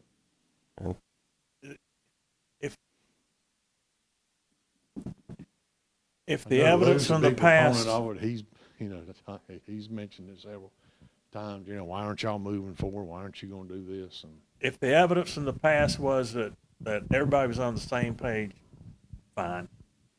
But we have had to fight for every extra water and allocation.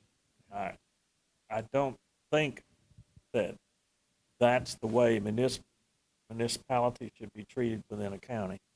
I apologize if that's too harsh. Not about, because what I'm sitting here hearing, and I'm sitting here thinking to myself, is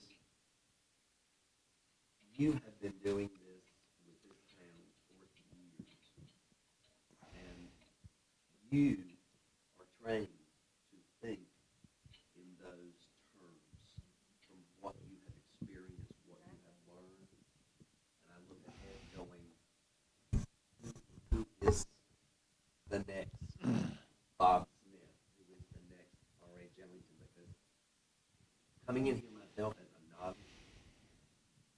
I've only scratched the surface, and the mayor of this town has to be knowledgeable and qualified to lead us. And Okay. But there's a limit to that. If I were to be so focused on the hurts from the past to keep us from going forward, then that would not be a service to this town either. So it needs to be a qualified cautiousness. And we're willing to do what's best for Andrew and for the county of Harnett. But it's just got to be worked out and beneficial to us both. Why would we agree to something that only benefits Harnett County? And I think that's what he's saying. No, totally. Because of your experience, he agrees that we need to be cautious. Yeah, Is that what you're absolutely. saying? Okay. No, So I totally agree with what Bob's saying. And even I know Jim. It doesn't say we won't do it. I'm Right. just saying We need to be cautious. we need to have a deal that's beneficial to both of us. And I don't think we're there yet. No. Right, No. exactly. Exactly. Well, I hadn't really heard anything. Yeah. So And their argument is Lillington's gonna come take, some of your territory if you don't do something. But it's a long way we to are get here. we are encircled by growing municipalities.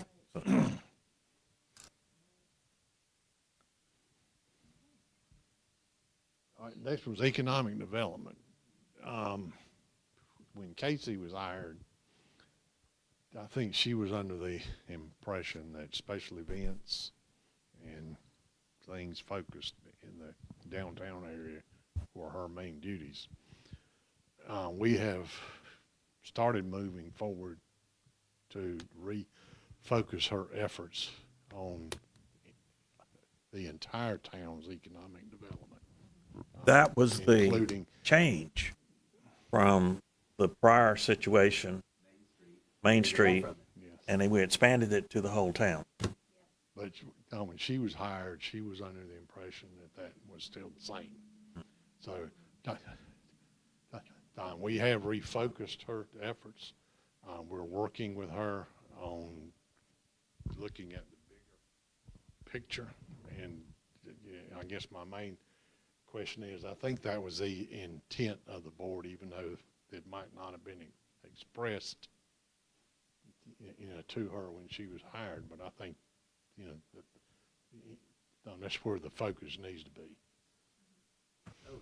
And that was the whole point, Richard, is get stepping away from Main Street, because Main Street would only qualify and work in Yeah. 4 blocks. Basically, that was it. And that seemed like a waste of energy and time. Yeah. Yes, development here, but what else is going on around town?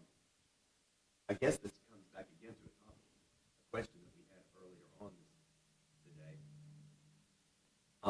Do you see?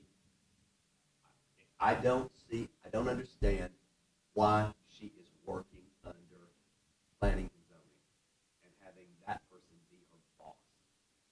Is there any reason that that person would not function as an independent entity for the town manager to oversee? Exactly. I mean,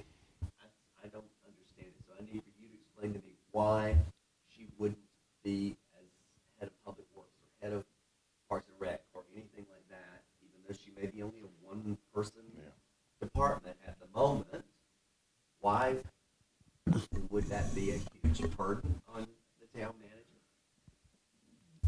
It shouldn't be, but I've got some concerns that we probably ought to discuss in closed session. Okay. And you may want to have one at the end anyway, because you've got those applications you need to Okay. decide if you want to move forward with any of them. I have a question. Is there any way we could get you cloned and keep you here?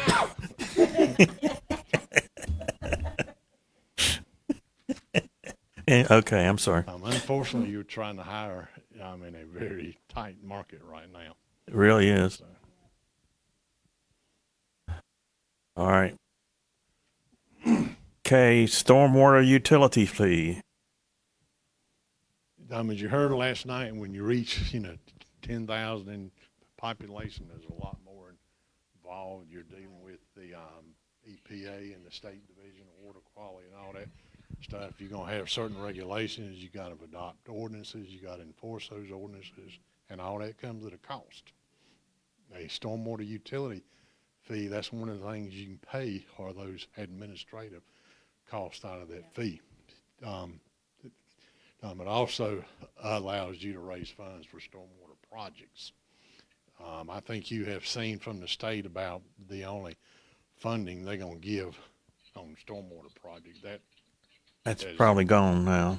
Yeah, that's moved down to the bottom tier as to what the state will fund and everything. So if you're going to fund stormwater projects, you're going to have to do it yourself.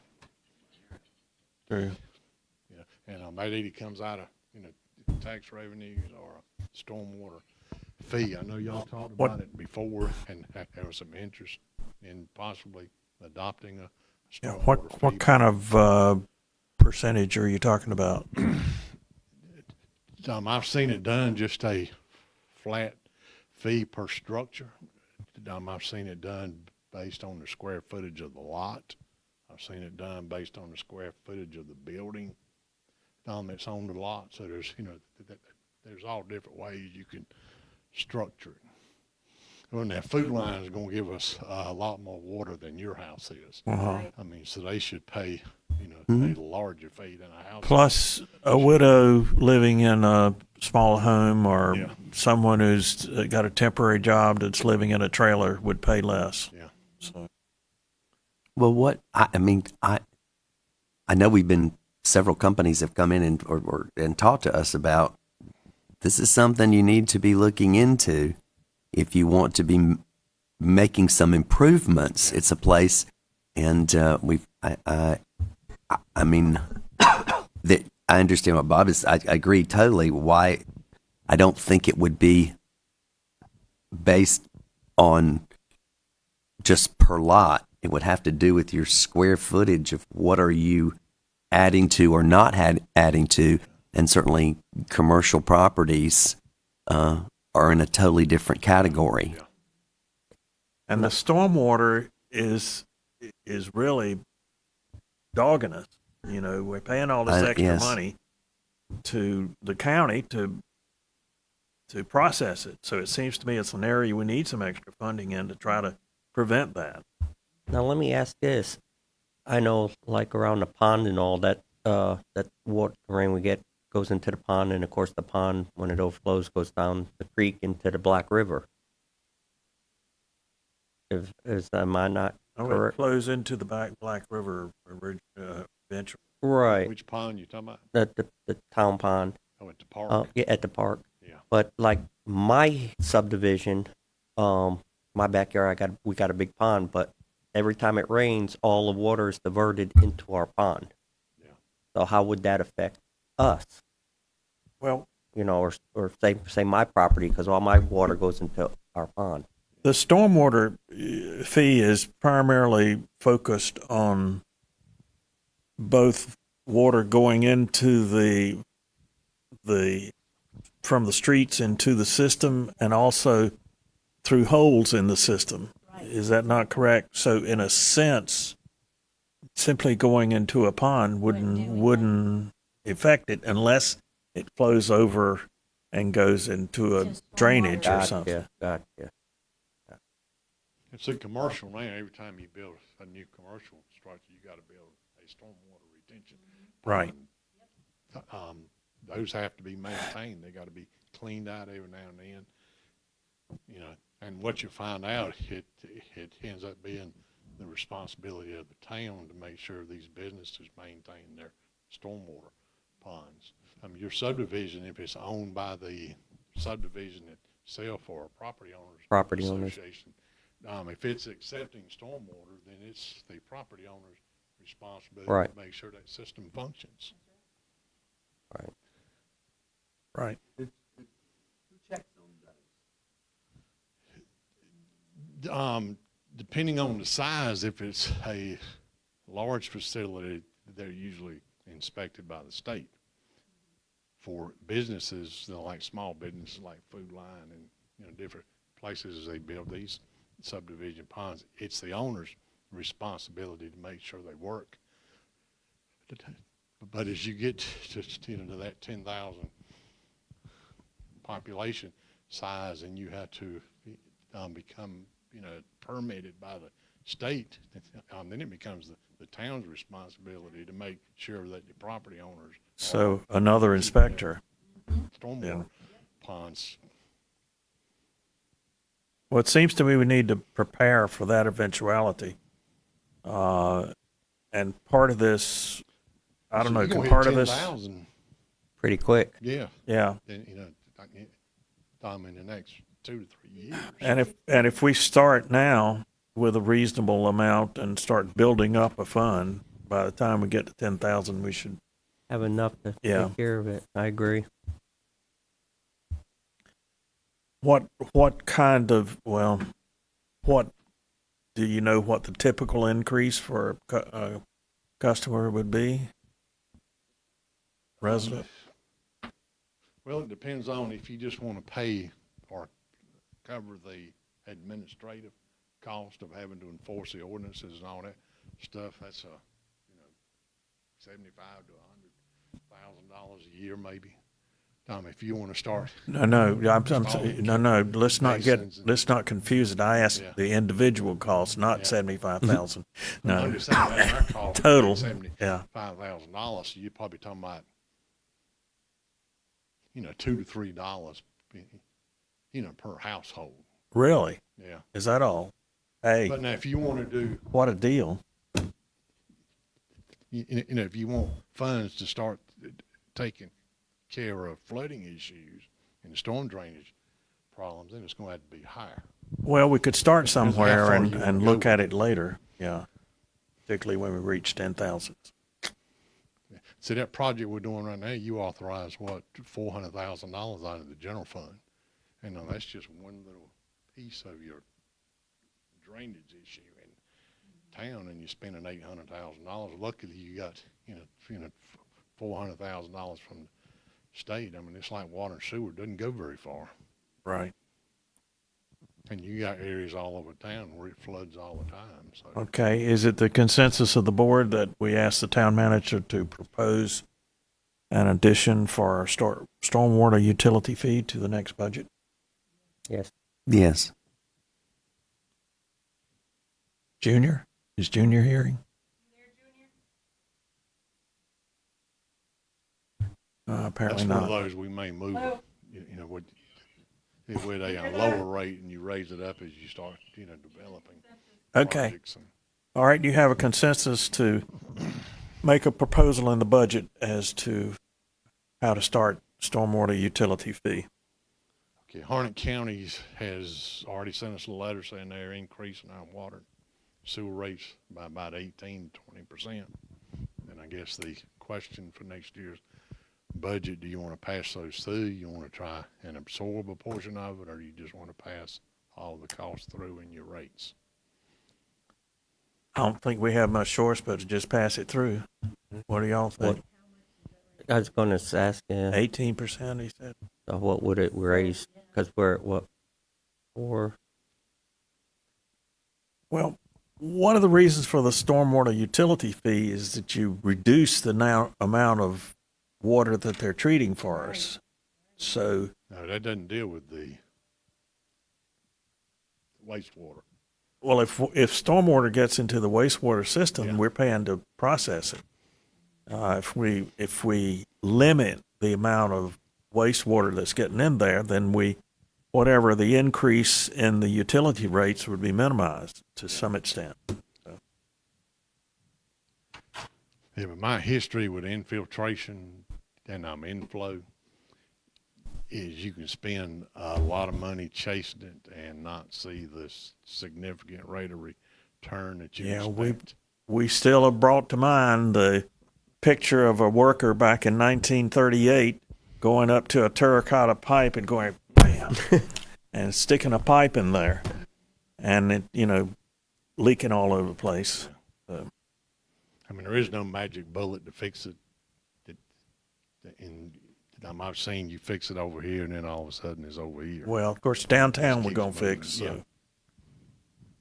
So, all right. I mean, currently you don't have any money to do that, so you aren't going to save any money next year on your water and sewer rates because you don't have any money to do the repairs on the sewer lines. So you're still, faced with that rate increase. So. Because we're at what, 49% right, or 49 cents right now? I just don't think we can afford to absorb No. anymore. Yeah, we're gonna have to raise it some. Question is how much. And you need to be looking if you're going to raise rates to cover that cost. I mean, you're going to have a lot of water and sewer expenses and matching of grant funds and everything else. So you should be looking at, trying to set aside, some additional revenues Right. to help cover those costs. And if we spend it on this, okay. Well, it's just a pass through. I mean, if we certainly wouldn't raise it if it weren't raised to us. Yeah. So, And we just want to make sure y'all are comfortable with that. So, Well, I just don't see how we can absorb. I mean, I can't whether we're comfortable or not. buy a candy bar for $1 and sell it for 75 cents. Yeah. I'm not saying to even make money, but just to break and pass that expense along. I hate it, but Well, that seems to be the norm of operation and the way you run a business. we've got a lot of expense pending in the future on our water sewer system. So I don't know that we can afford to give away money. all right, sometime either, I'd say probably May, we'll bring you some, proposed rate Okay. increases to cover that cost. And their rate increase still has to be approved by the county board. I mean, it's not set in stone, but I understand. But whatever it is, I Normally guess we'll they just have to usually go pass along with through. it, so. Yeah. All right, next item, Mr. Coates mentioned to me the other day. Don, when you drive into Angier, our signs, you used to have nicer banners at different times during the year and all that sort of, falling by the way. So I Or guess you kinda define look what you're talking about. The sign's one thing, is a banner, a fluttering banner is at, another our thing. signs would be when you drive into town, you've got, The town signs. yeah. Okay, those were The big replaced. welcome to Angier signs. Those were refurbished by the civic clubs about 3 or 4 years ago. Didn't we bring it to the previous town manager's attention and it's been done? I think you're believe- right. I think you're right, yeah. Because I remember we talked about the sign that's coming in from Fuquay. That sign's been there forever. Everybody's seen that sign. We were talking about kind of redoing it, Yeah, recycling it when or we were something. talking about Bob in specifics, and I got to back up one more question. How long ago were those outer limit signs placed? Where did I just hear 4 years? Because they've been That's one of the first things I did as mayor was that Yeah, request that. we requested it. okay. That's what he said. Request. Yeah. Okay. Yeah. I'm And just some talking of about them- some of the signs have been, but not all of them. I haven't even seen one that looks like it's done. Well, but some municipalities do satellite annexations and put their city limit signs there. That has not been our no, practice. we're just saying that the image that we are presenting when you come in, I think, has fallen by the wayside in quite some time now. When specifically I mentioned to Richard the old wooden sign, which That's has what been I was here talking forever. about. Right. There's nothing wrong with it, but just a coat of Bright paint. stain and I mean, it could look brand new, and it's not complicated. Right. Simple projects. And I'm not saying replace it and spend money to build a new one. I'm just saying make what you've got look the best it can look, so that when we come into town, we say, and there was one point, where we had lovely banners down the street that were purple and the clock, and it looked welcoming. Now we've had 2 attempts since then that just aren't cutting it. We had the orange Campbell signs, whatever that was about. I wasn't part of that. But we have a few right now that have come up, I think, through probably Casey's office, that are far down that way and far back down here. Again, not necessarily attractive or welcoming. We have done a good job of keeping when we use the American flags, to keep them replaced and looking clean and modern. We have two main thoroughfares coming through this town, which is what people perceive is what the rest of Andrew looks like, I think, a lot of times, because they don't get off to the other places. But I was just saying there are a couple of places. Fuquay has done a beautiful job of their street banners. They took sort of what looked like watercolor drawings of different places in town, and they're silk screened. They're really pretty. You can't help but look at them. I was also down at the park, and I talked to Derek, and I said, Derek, what I perceive the pulse of this town is that the park is where everybody who comes from outside of Anger goes to that park. Who stops? And yes, and instead of going through. And I was talking to him, and I said some simple things. I said, I see even down here that you have the banner brackets from long ago, when the nice purple ones were here with the clock towers. Were down here, but I don't think they've been here in years. And I said, since this is the heart of what visitors use in Anger, I would like to see you step ahead a little bit. I will say, again, we've mentioned RH again today, and Jeannie as well. It's all about visuals and what people perceived and how we looked. And I mentioned him, and I said, I have fallen down. I haven't been maintaining the flower gardens. We're going to talk to your wife about that. Yeah, okay. But at one point, like even the sign going into the park needs major addressing. Even what's there is faded and worn out, and there used to be lovely flowers and things that were planted when you came in, and Derek's, he's like, yes, I know, we used to have to go out there and but those are small things, and since something like that was into their department to do that, and of course we mentioned, I said, well, you got these banners, you got these poles already ready to go for them, and people say to me when they go walking down at the park, and I commented to Derek and complimented him. I said, it looks immaculate down here at all times when I come. Right. Almost to the point of sterile. I said, I know we had some drawings done at one point for long range improvements, but I said, there's not one, it is all mulch and grass. There's not. I said, what is the possibility of taking some of your funds or something, even if it was just for the moment, say the large gray self-watering planters that some of those get placed along the sidewalks and where you just have, it's easy to control, keeping weeds down in the ground, but something that puts some color. But those were some things that I ran by him in speaking about. And there again, it's the whole appearance around town. And I'm not looking at doing major changes, but I pointed out a few things. I said, even right now, I mean, again, those planters have been sitting out there on those sidewalks empty since the fall, if that's how far back we want to go. Yeah. I don't know what happened the first year we had the downtown development person.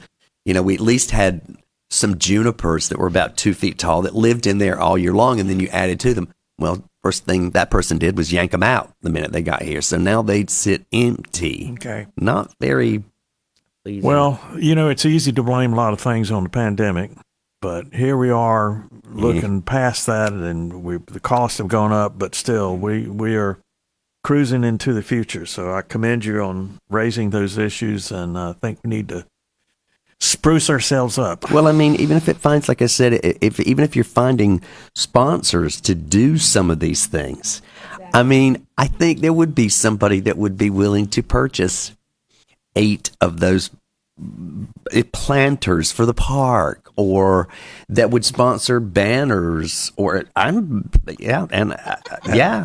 why direct your attention here, it says Town of Crepe Myrtles. At one point in the past, I suggested that we have a drive to have businesses plant crepe myrtles around the town. Well, we have been pushing on that, I know, in the last 2 years. As the developments are being built, we want to see the crepe myrtles. Right. We're not going to plant another maple or a... But that's a color. Yes. I don't think, find me a crepe myrtle down at the park. I don't know. I mean, it's I'm looking I'm looking at simple things to try and beautify. I pointed out another thing to Richard, and I go out and look at the sign in front of the town hall. Oh, exactly. Terrible. It looks like somebody's ready to condemn the building. Right. And it's but I'm not saying replace it. I'm just saying, Spruce it up. power wash it and paint it and make it look brand new without replacing. But some of these things that I do think people see in Andrew, and I think I've had comments from people, when RH was here and Jeannie, his force behind him, he was into that and saw that some of those things got done. And I'm just bringing it up because I think there are ways to improve in that area. And again, like I said, we did have a downtown development director who got into those projects. Plus, we had a guy that went around with a water tank and watered everything. Well, when you buy the self-watering planters and things, that's ease water of them once a month. Yeah, you're not having to go back to do that. And I had another thing stuck here on the end of my other list, but I'm going to bring it in here because I think it fits right in with what we are talking about. And all of this ties into some of the things I was talking about. It's like, could we repaint parking spaces on the street? We look faded and worn out. We look like we aren't attempting to put our best foot forward. It's funny you mentioned that because they did that up and down 210 in front of the businesses 3 months ago, and it doesn't look like they've been done, only because they're just using regular paint and not they need actually the marking paint that's real thick. I had to get out. Could have been to the DMV that day, but I was parking on the other street. I had to get out of my car like twice to make sure that I was even in a parking space because my camera would not show me that. And I'm going to mention this, and then I won't have to do it at the very end since I'm talking about just visuals and things to make us look our best, possibly. I want somebody's help, and I don't know where it goes and who we turn it over to. But it's been put on hold, and I know they got a little frustrated. But I don't understand why it can't be worked out. We have an organization here in town that is totally willing to foot the bill for an electronic sign. Yes. And it got put on hold through them, and it had to do with size and where they were going to put it. But it had to do largely with the ability to locate it within the street right away. Well, and it doesn't need to be in. It could be up on our building. It doesn't here. need to be in the right of way. Yeah. That, to me, a communication element in this town. And we've got an organization that's willing to foot the entire bill. Holly Springs got one. Why can't somebody take this on and find out where it can go? I think their price of it, certainly were it not built on the grand scale that they thought they might build it on in the beginning, and that was part of the issue because it was going to go into the right of way out here, and I don't think that has to be done. If we can pull a sign in here 3 times a year and it sit on wheels out there and do what it does, we can find a place out here to put it. I don't know where that is, but I would love to see somebody get on this project. They're willing to pay for it. Is the board willing to allow a sign to be placed on this building on both sides? It doesn't even need to be for 210 and 55. Well, at one point, like I said, there's so many options. They had looked at just taking one and putting it on the corner so it wasn't even mounted on the building.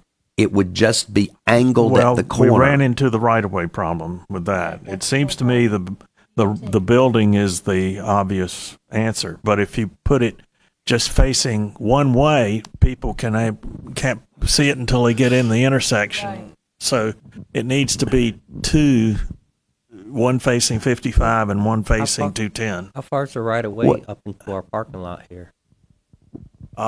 It goes about halfway up into the parking lot, I think. Okay, but the one discussion was coming up basically to the building, say a foot away, and putting it on, so put it up above, so it's not mounted on the building, but it's still brought back.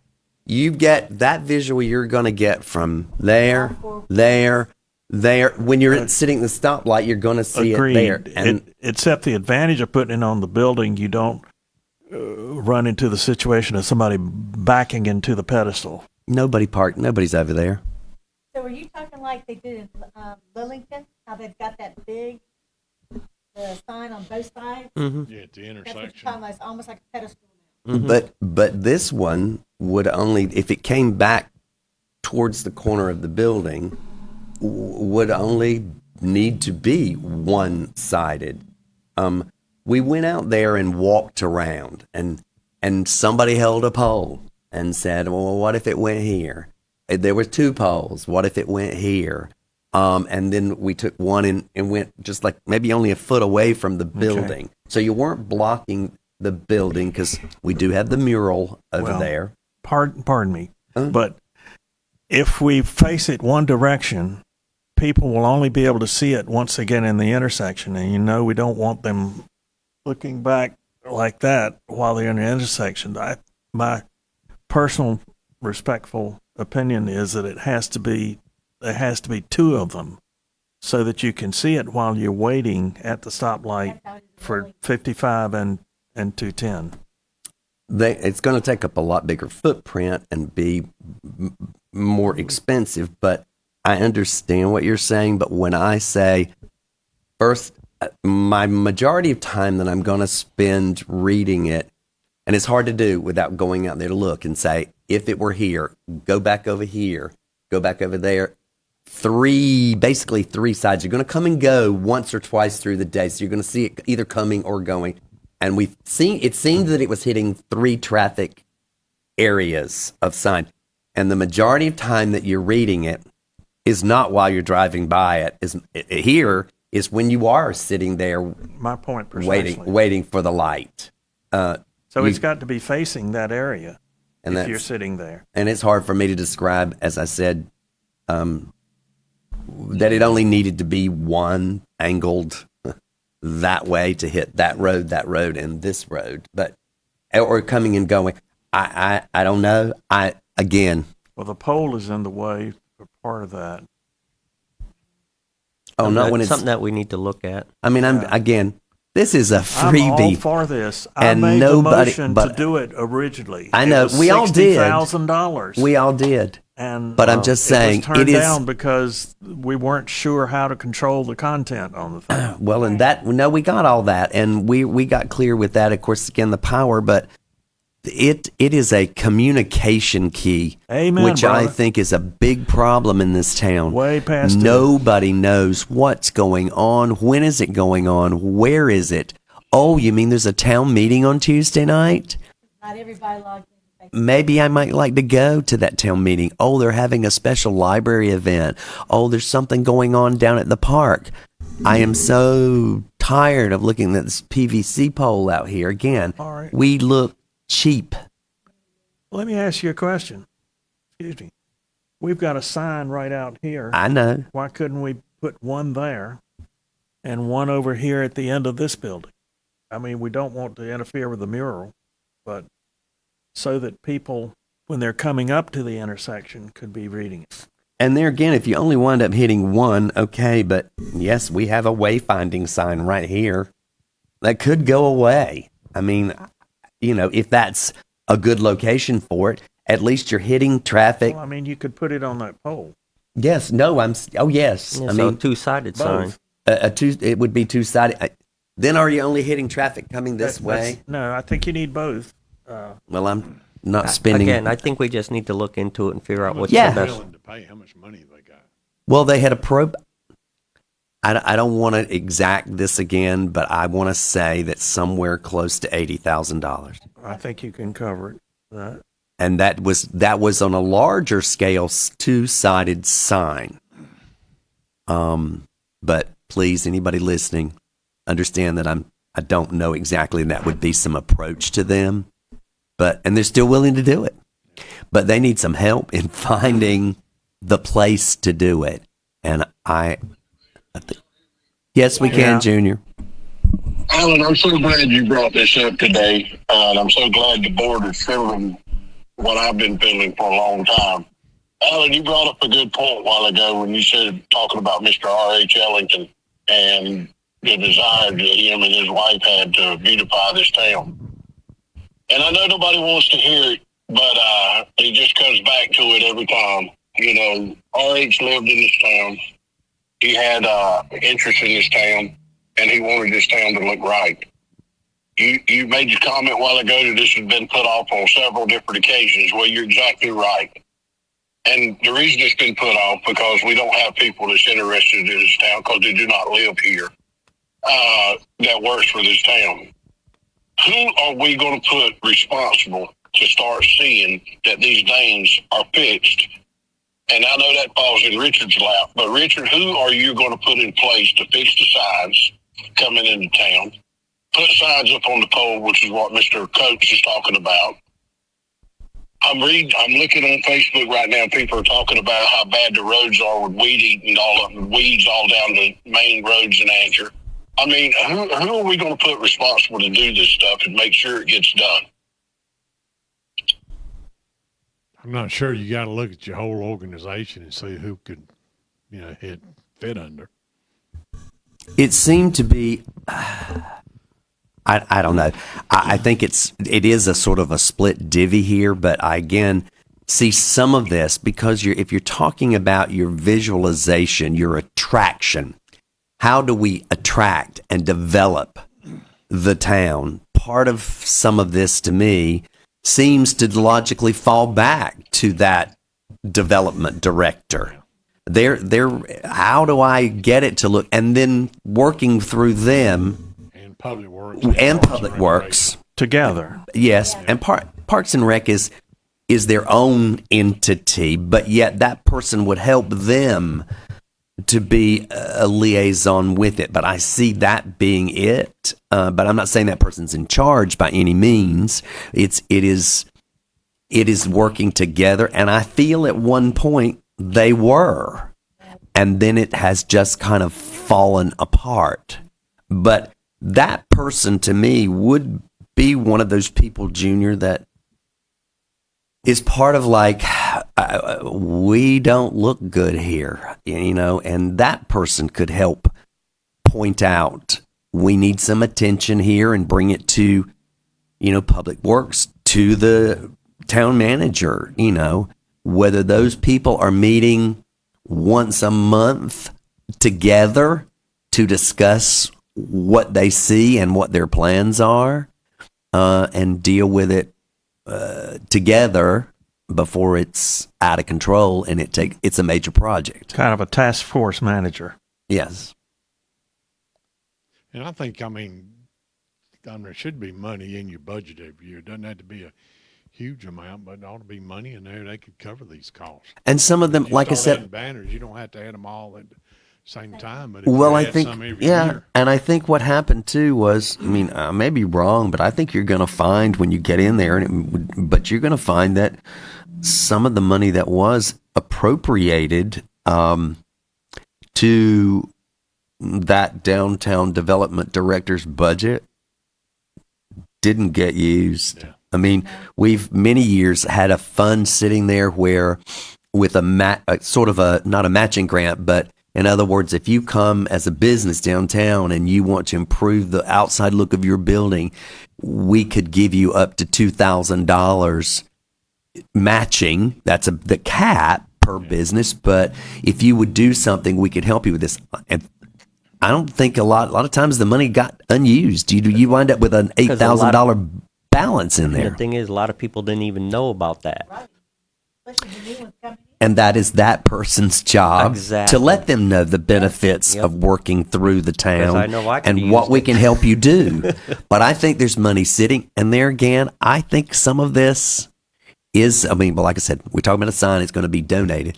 I think it's certainly approaching some other people will help, would be willing to make a donation. So it's like, okay, what? You need 8 self-watering planters down at the park?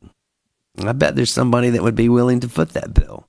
Well, look at what they did to between Ed's and my store there. Yeah. The alleyway, they bought the tables, and the people that paid for them had their nameplate on there. Mm-hmm. Right. And we can do that with the same thing. But Amen. so did that answer your question, Junior? Because I understand it's one thing to talk about, it's another thing to who's going to be supervising it.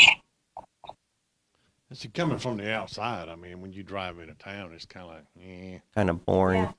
Yeah. It It is. doesn't catch your eye. There's nothing really to, see. No, and of all, I was saying to someone the other day, as far as directions go, we've had a lot of development coming into town up by Food Line, so a lot of attention does get drifted that way.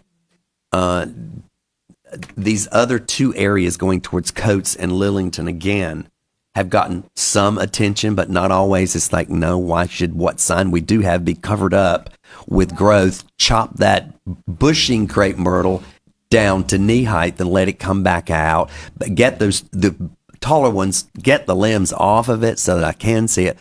And I personally going to speak for my end of town going out that way. Nada. Nothing. It you don't even know you've come into Andrew that way until you get down over the hill and can see a pond and a park. But your first impression coming in, it's not very good. Dull. Yet somehow we were able to, which is great. I love all of that. But somehow for Christmas time, we were able to send our Christmas decorations out past the city limits practically. But I'm just saying first impressions are huge. And I don't think that Andrew has its best foot forward in looking like that. Agreed. And that's how we advertise it. That's how Yep. we get developers when we come to Andrew, is our sign. And if Right. we can, like you said, just a little bit of TLC, can go a long way. Here, here. I'll be quiet now. You got it. You got it, Richard. Yeah, a couple gallons of paint goes a long way. I'd even be willing on a Saturday to come out and help, and I know you all would be too. Sure. And that's also, and I also think we've had community cleanup days. And if that were the kind of mission where, we had people to show up and churches and civic organizations Well, we can blame that on the pandemic. and add that to that. Well, but that was something that we used to do. We'd have a town cleanup day. We all came at 8 o'clock in the morning, and we were given bags and vests, I think and we can do it now. walked the highways and the I streets. think if we were to organize that and give it to civic organizations, we could really do It would something. work now, yeah. See, DOT does that twice a year, I think, and they'll provide you the bags. And I think we did get that kind of Yeah. stuff from them. That's right. I don't know if they've started backdooring it again now since. No. Yeah, Anthem Church, they power washed all the sidewalks Yeah. downtown on that day. I mean, it was a group effort, a community effort. And wasn't We it haven't church had that. Did all the windows? Yep.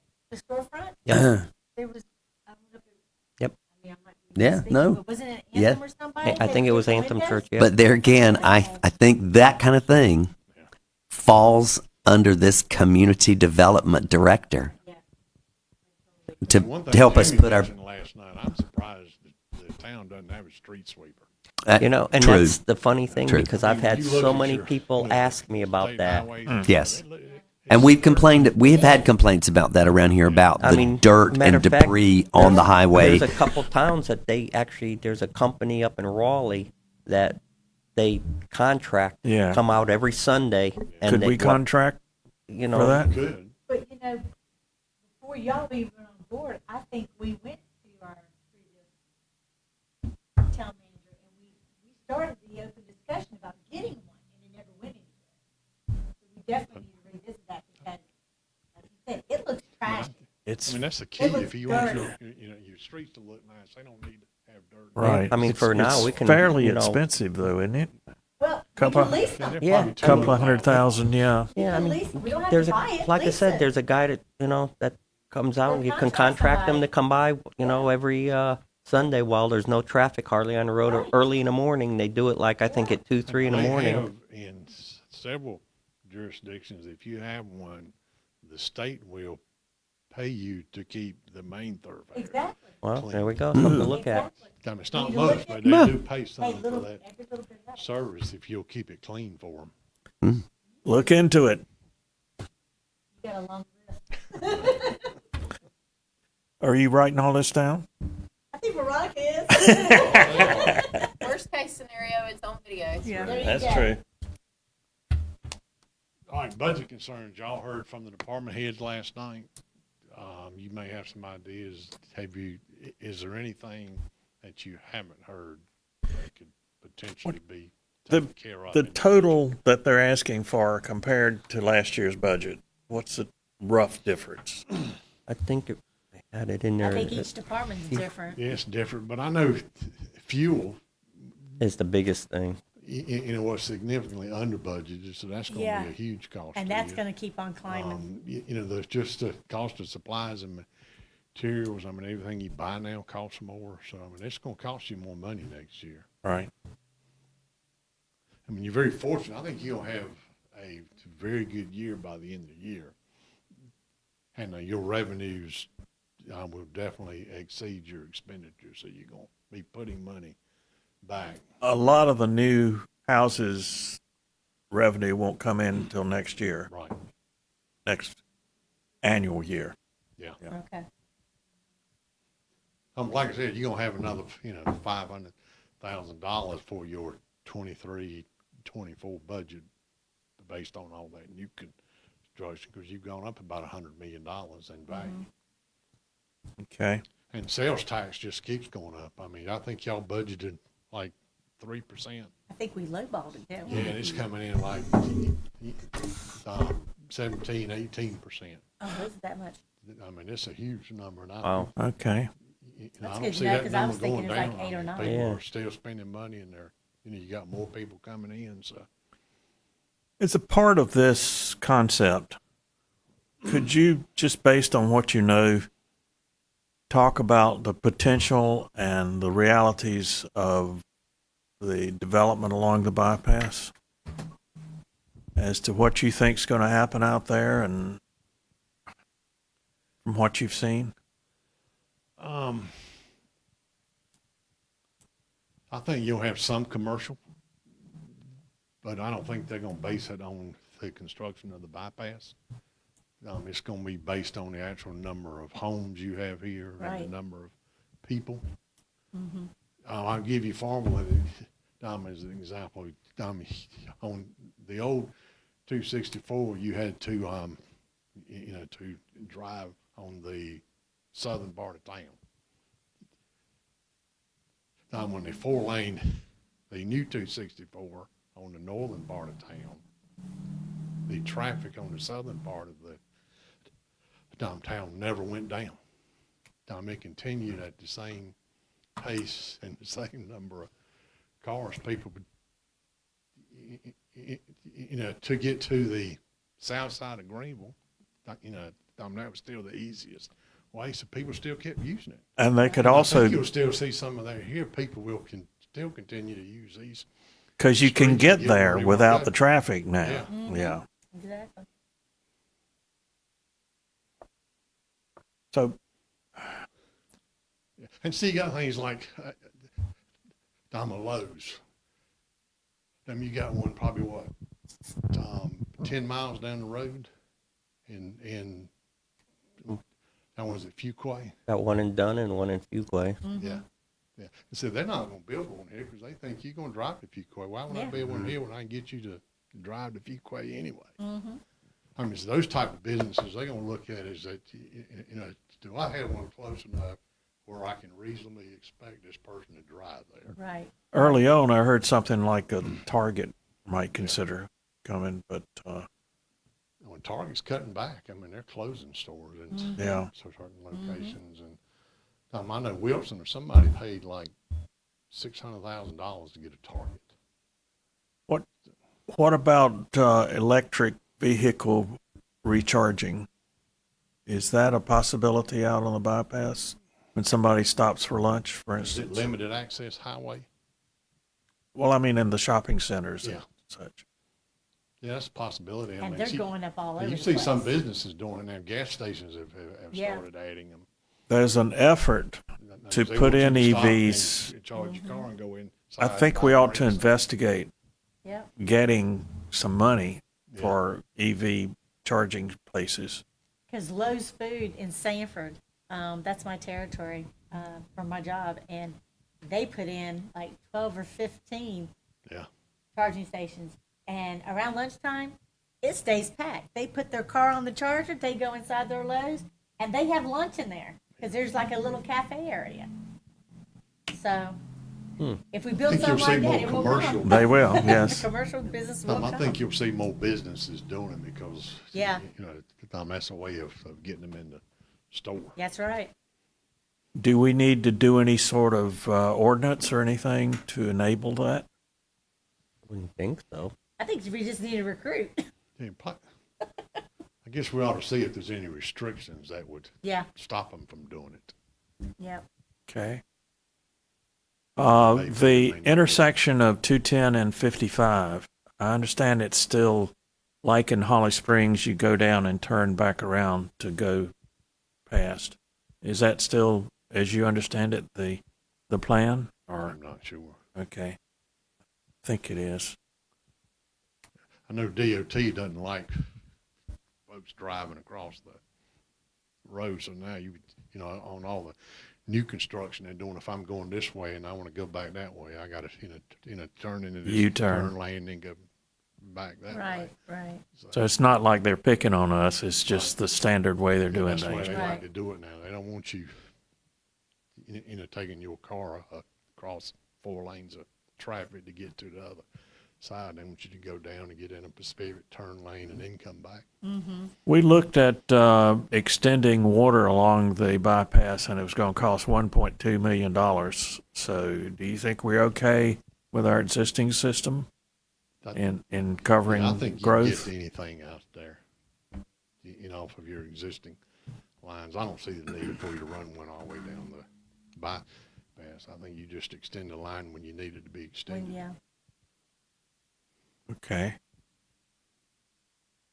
And it looks like they're going to expand 055 going through Anger also. Is that your understanding? Or Kind of looks like it. they've got flags Yep. Kinda in looks the like it. airport and all, also on the other side, south of town. And where are you talking about? Like if you're going to Fuquay, past the airport, Okay, they've yeah. got the flags, especially where they I think they they're, took down that building. Oh, If yeah. you look like it's going Beside, down, it's gonna- beside yeah. the overpass. yeah, what they're doing is they're going to take that bridge out and they're going to make it straight through, and they're widening 55 Exactly. all the way out Yeah, that way, that's so what it'll it be looks four like with all the lanes. flags Yeah, and everything. It's because I was talking to fantastic. one of the guys that has a plane at the airport down there, and he says, yeah, they lost that property next to the airport. They took that big chunk there all the way down. Right.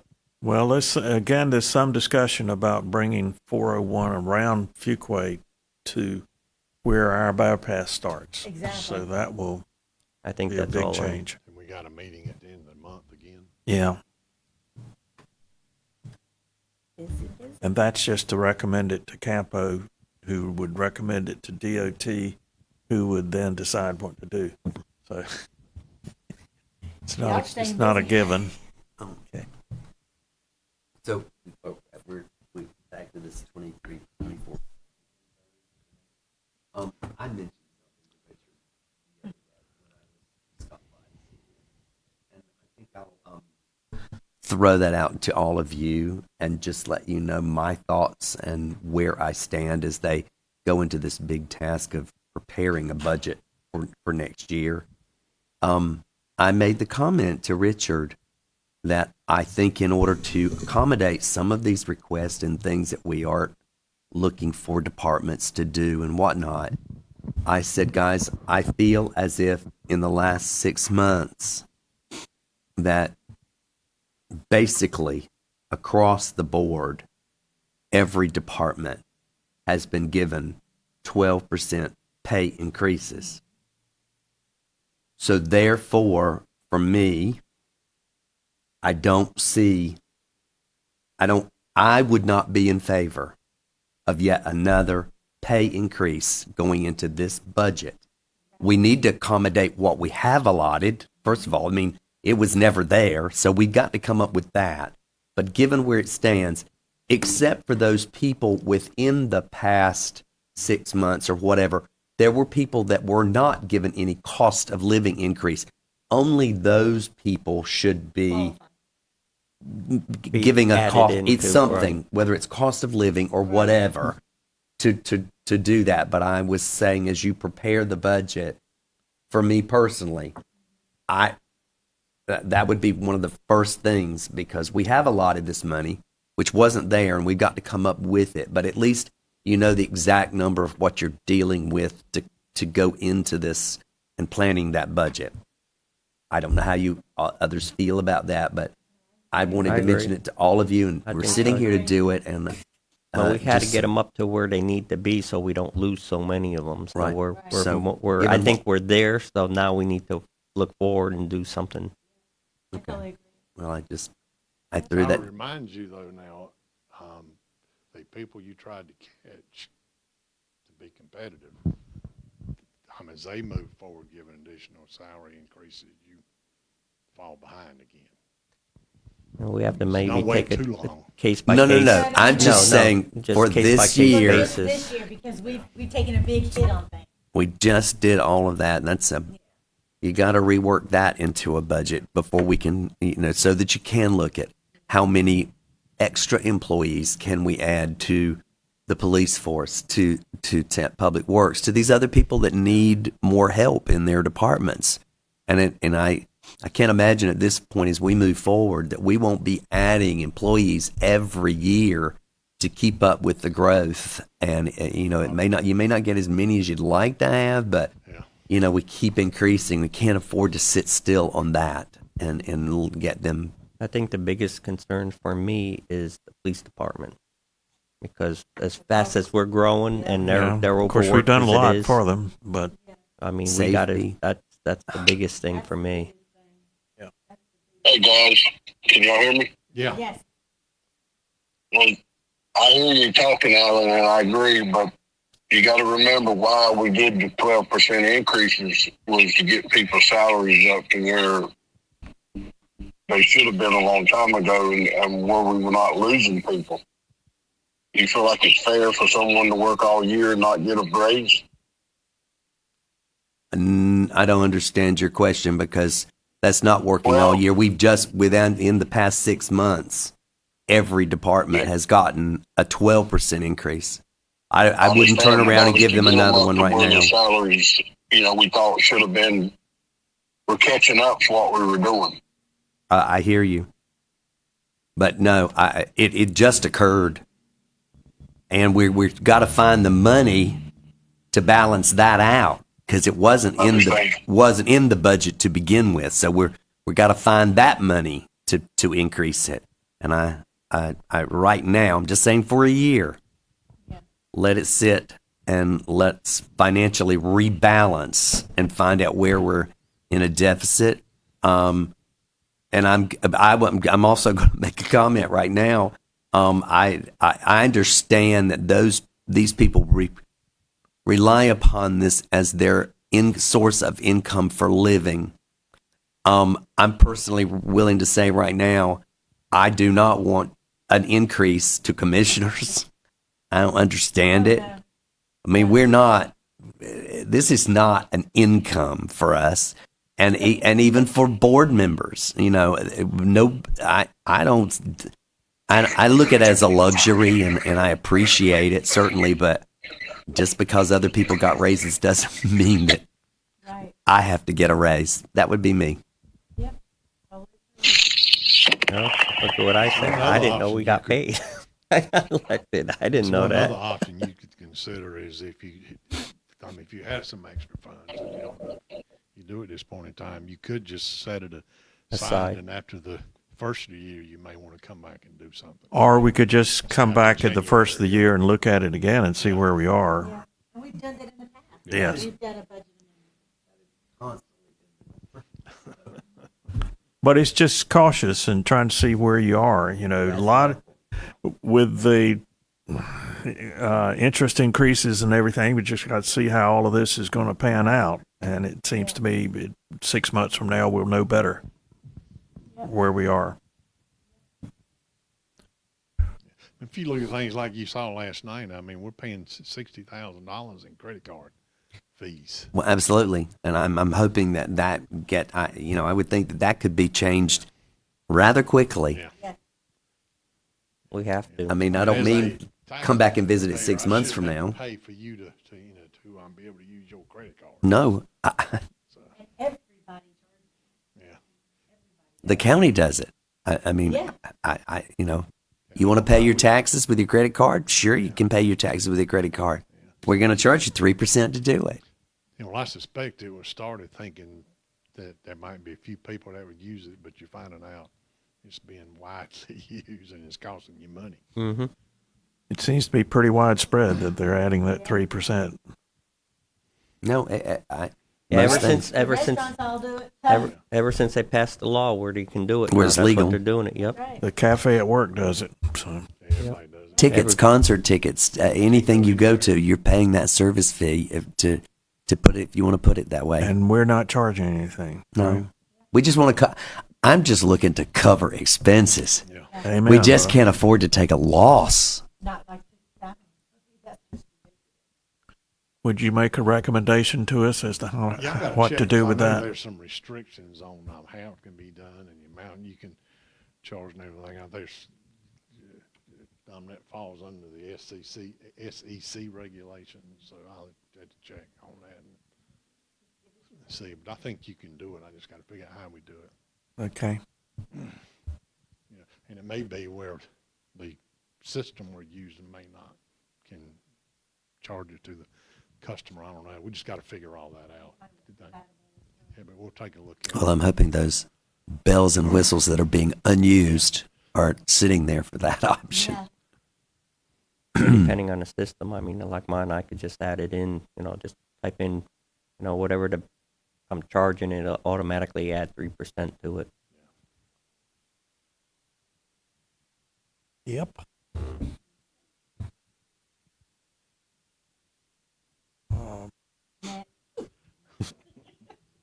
I listed downtown, but we kind of touched on that, and I think you mentioned that it used to be facade grants and some other things. As we move forward, you might want to look at bringing those back. Do you want to have incentives to get a business to move down town. I think mean, those we are the need type to of things think you ought to be bigger. looking at.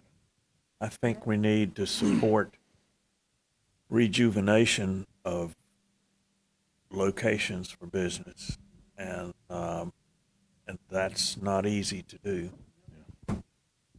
Well, I certainly, as you said, I'm all about incentives to come here and to build a building and open a business, and when we can do something to encourage that. And why would you not choose Andrew as opposed to somewhere else? If we're going to help you, and I don't know enough about it, but I know there are tax incentives, there are things that we do for them in order to get them to come in and use our town as opposed to another one. We did recently a tax incentive deal whereby the company got fewer taxes but increasingly fewer taxes over 5 years. And by the time 5 years was up, they were paying taxes on the total cost Yes. of their renovations. So we both incentivized Yep. and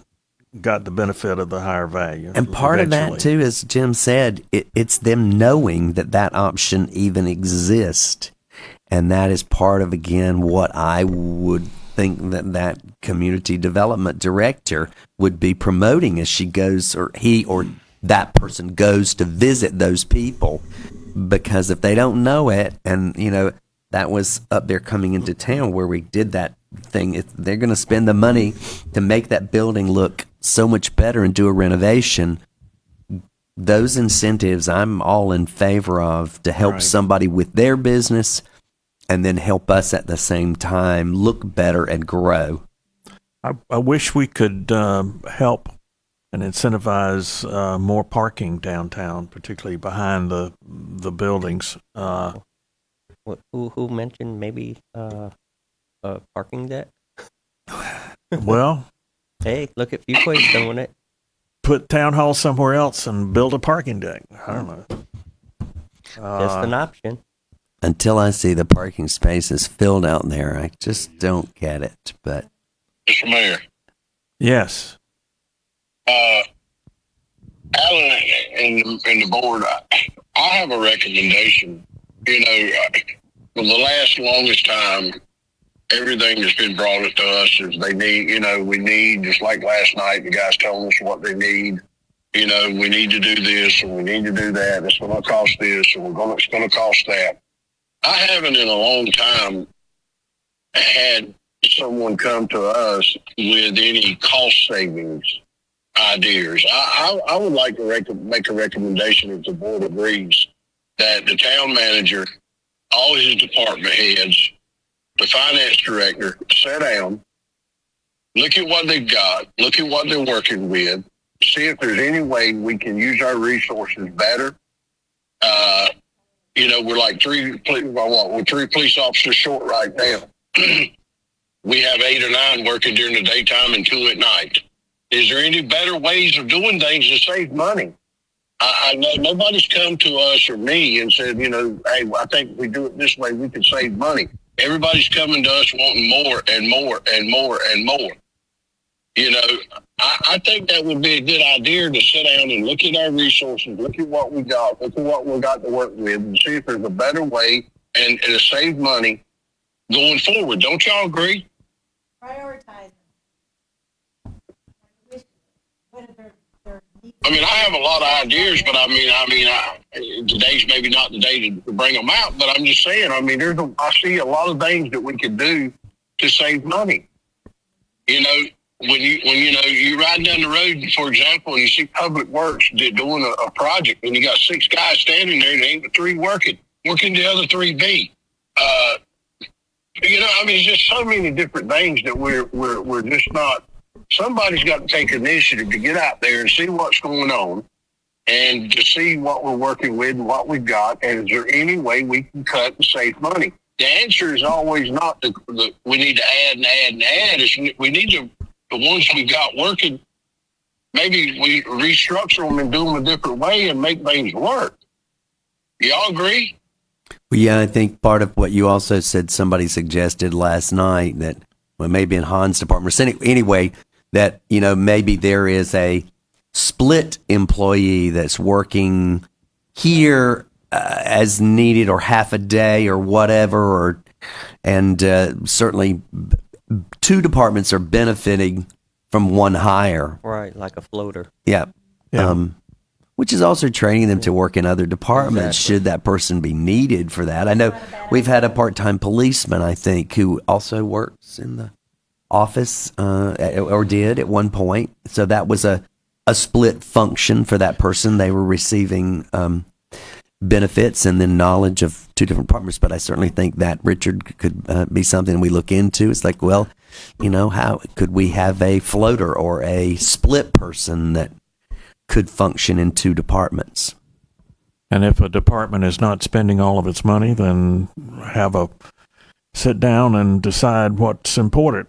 Yeah. And see if we can free up some funds. And with the caution that we are growing and that there'll be additional requirements in the future. But Junior, one thing I do when I do the budget, I go through it with a fine-tooth comb because I don't know anything about it. And I find out when you start asking questions about why we paying this, and they say, well, we always have. And it's like, well, we don't need to be paying that. Why are we paying that? I think you find, a lot of things as you go through the budget, they've paid it for years and years, and you never had anybody ask why. You will do that, Richard. I'm confident. That's what New Eyes will do. on behalf of the board, we commend that to you. My first year in here, I was asking a lot of questions about what is this and what does, and then we found out, it's like, well, just because you've been doing it for the past 10 years doesn't mean that you need to continue doing it. Yeah, and I agree, Richard. I mean, you're exactly right. And we see what you're doing, and what you're talking about the other way. It's called complacency. Yeah. And we've not had the leadership that you are offering us right now for a while. And the complacency is set in, and it's time to change. I'm sure if you ask Hans, he'd probably tell you, man, he sure asks a whole lot of questions. Well, and you should, and you're smart enough to know the difference. And we've got too much complacency going around. And another good example, and I don't like to, but you've been talking about, Alan was talking about it a while ago a lot. I mean, take Casey, for example. I don't know what the girl does, but, I know we're not having a lot of stuff downtown like we used to have. We're not bringing in people into town. We're not generating money from vendors or whatever. I mean, what's happened there? What does this girl do? It's just a lot of stuff that I agree with Alan we could be doing that we're not doing anymore. And I just don't understand where that has fallen, where we fell short there.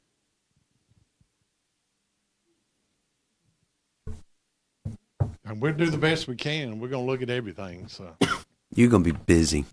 Busy. But I truthfully believe that if we looked at our departments individually and really spent some time on it, we could readjust some things and and restructure some stuff. And our town runs 24 hours a day, even though most places close at 4, 5, 6 o'clock. But we're, do we need a public works person at nighttime, doing things? Then we wouldn't have lights blinking for 3 or 4 days. The water fountains, if they're not working, would be. It's just a lot of stuff that we could be doing if we would really take a look at it and someone had the initiative and the interest in this town.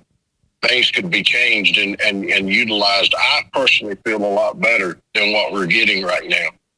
And it might be that we don't need to hire those 2 people. We just need to use the 2 that we've got. That's my personal feelings. Maybe the board don't agree, but. No, we hear you, Junior. You're making a good point.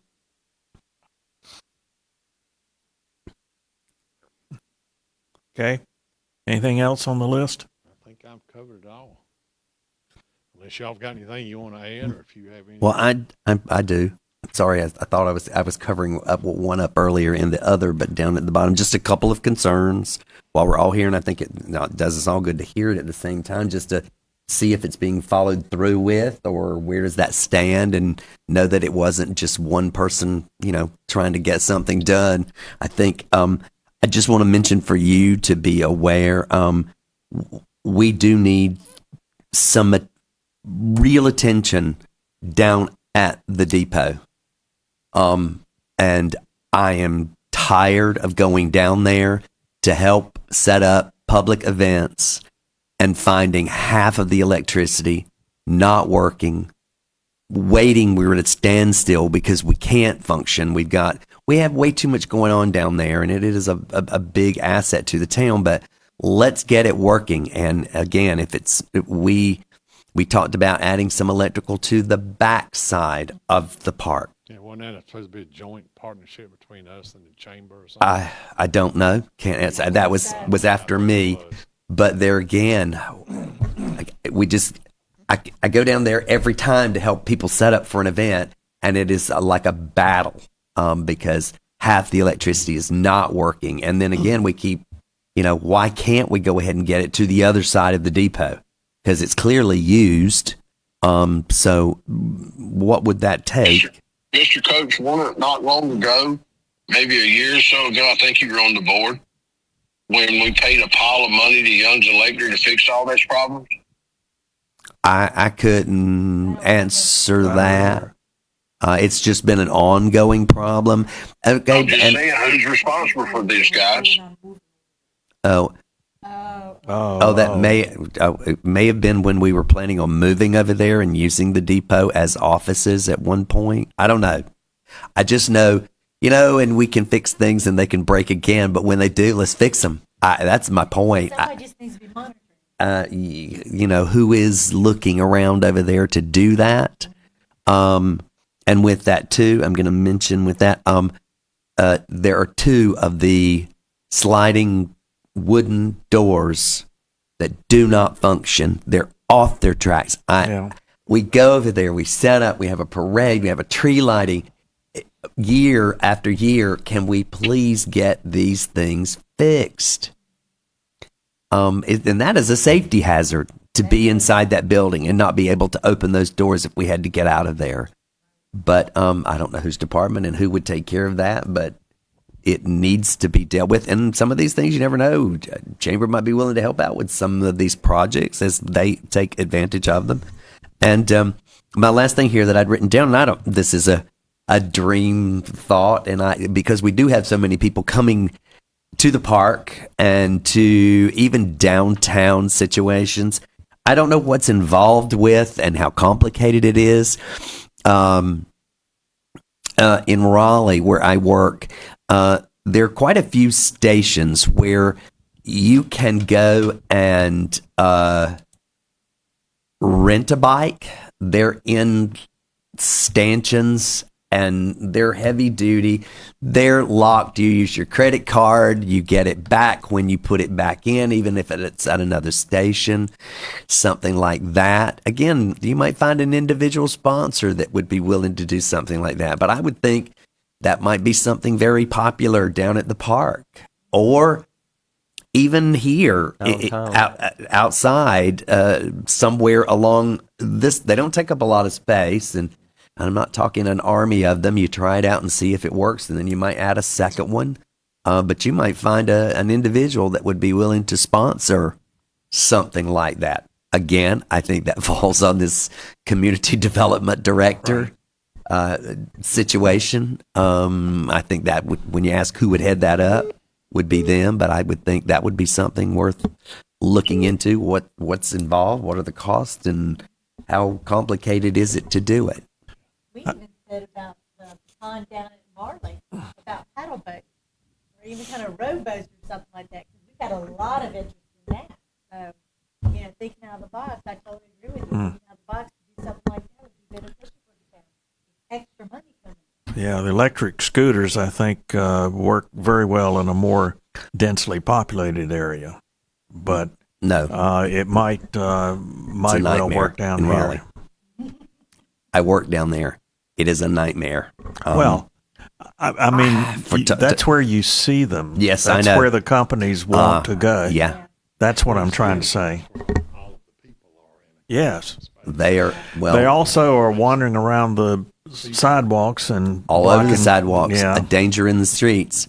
And with those, you don't have to take them back to a station to get your money back or stop your card. Right. I'm tired. I'm not going anywhere. I'm dropping it right here.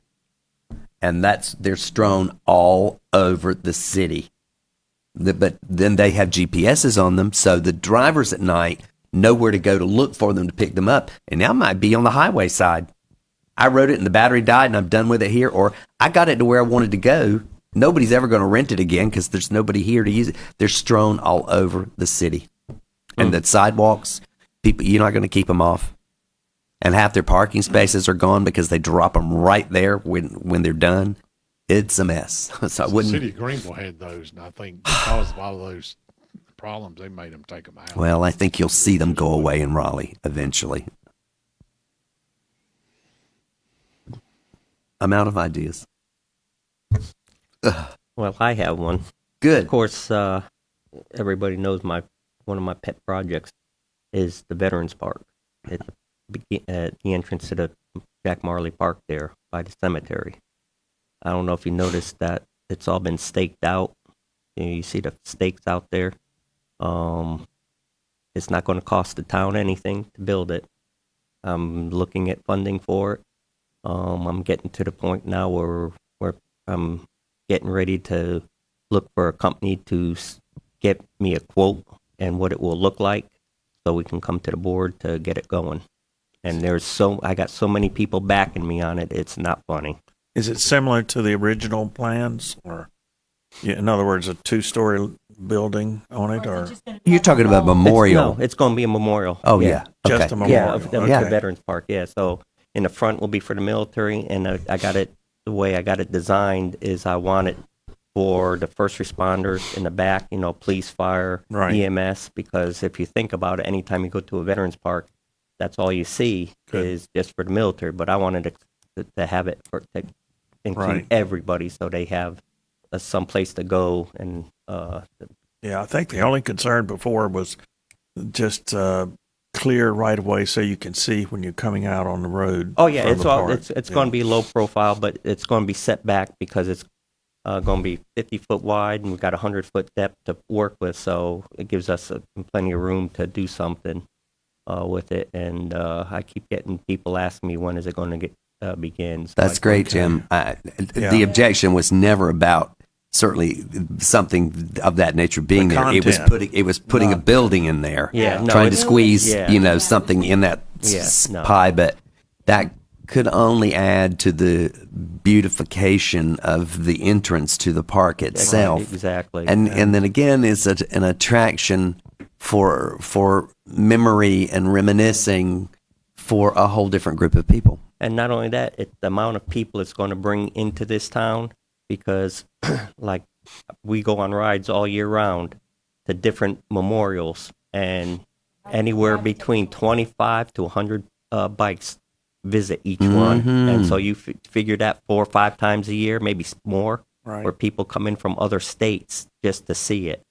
Because they go, there's a group that goes around to different states visiting all the memorials. There's a guy here in Lillington, or in Fuquay. He's been across the whole United States with his dog. Everybody knows him, Chewy the biker dog. He's Right. been all over this country visiting memorials. Are you going to and have that's some the- benches so people can sit there? And Yep. Okay. So And so you'll work with planning to be Yep. sure. Yep. it's- Yep. Okay. Good enough. Good enough. Mm.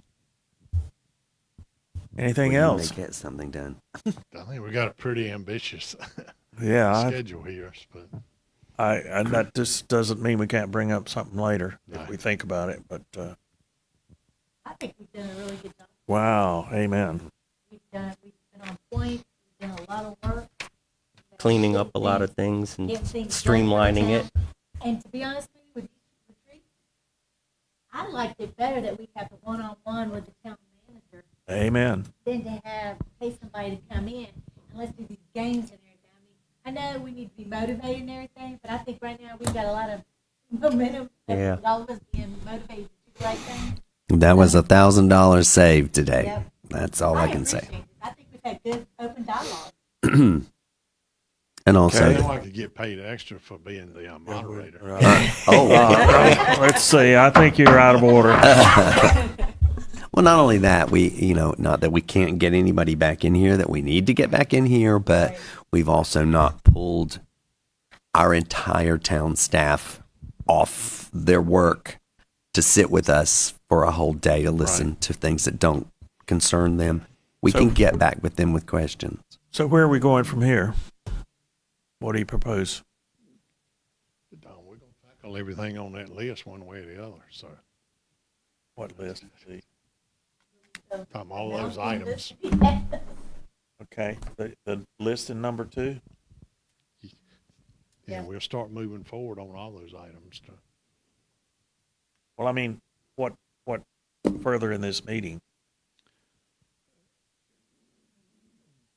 I think we're getting ready to do lunch. Yeah, I had at the end, Melissa wants to. Tom, I had at the end, established goals and objectives, but I think y'all have already done that. Tom, as we went through each item, you said, well, let's do this and let's do that to move it.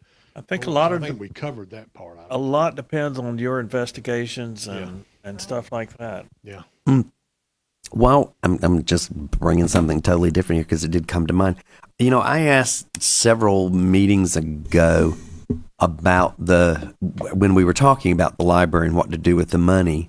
I don't feel that we're getting any kind of reports or information from the county or anyone about what is going on over there. And I think I said, we didn't even get to meet the new, maybe today, if she's here. Have you ever met the new library director? She showed up at the senior citizens meeting. Okay. No, I'm just saying, if we're going to be making a decision, in 2 more years' time, or whatever, how do we stand and what do we want to continue or not continue? I don't feel like I know anything anymore. It's as if the doors got closed over there to me. Now, I go over there probably every 2 weeks and get something for myself, but I'm not seeing what. And yes, it helped that Katie was here to come and give us a report, but I don't know what they're doing. Why don't we have her come make a report? I mean, I think I requested that a meeting or 2 back and said, could we get something, just a report? And, I'd like to address this because I've had constituents ask me about this. What is being done with those planters over there? Because they're not being kept up. Is there anything that we can do? Can we have them removed? Which planners? The planters on where the mural is. If you look right in front where they had The troughs, more or less. the troughs, yeah. Are they going to utilize that for the spring again, or are we done with it? I If we're think done that with was it, more we need to Katie's move it project. because it's not. I mean, they're dead plants. There's nothing growing out of them now except for weeds. And it's been like Could that they- over almost a year. I don't know. I'd have to go look at them again. Could we revamp them to the park? Can they go somewhere else? I mean, Exactly. I if think the that'd be library's not going to great. use them, which is fine.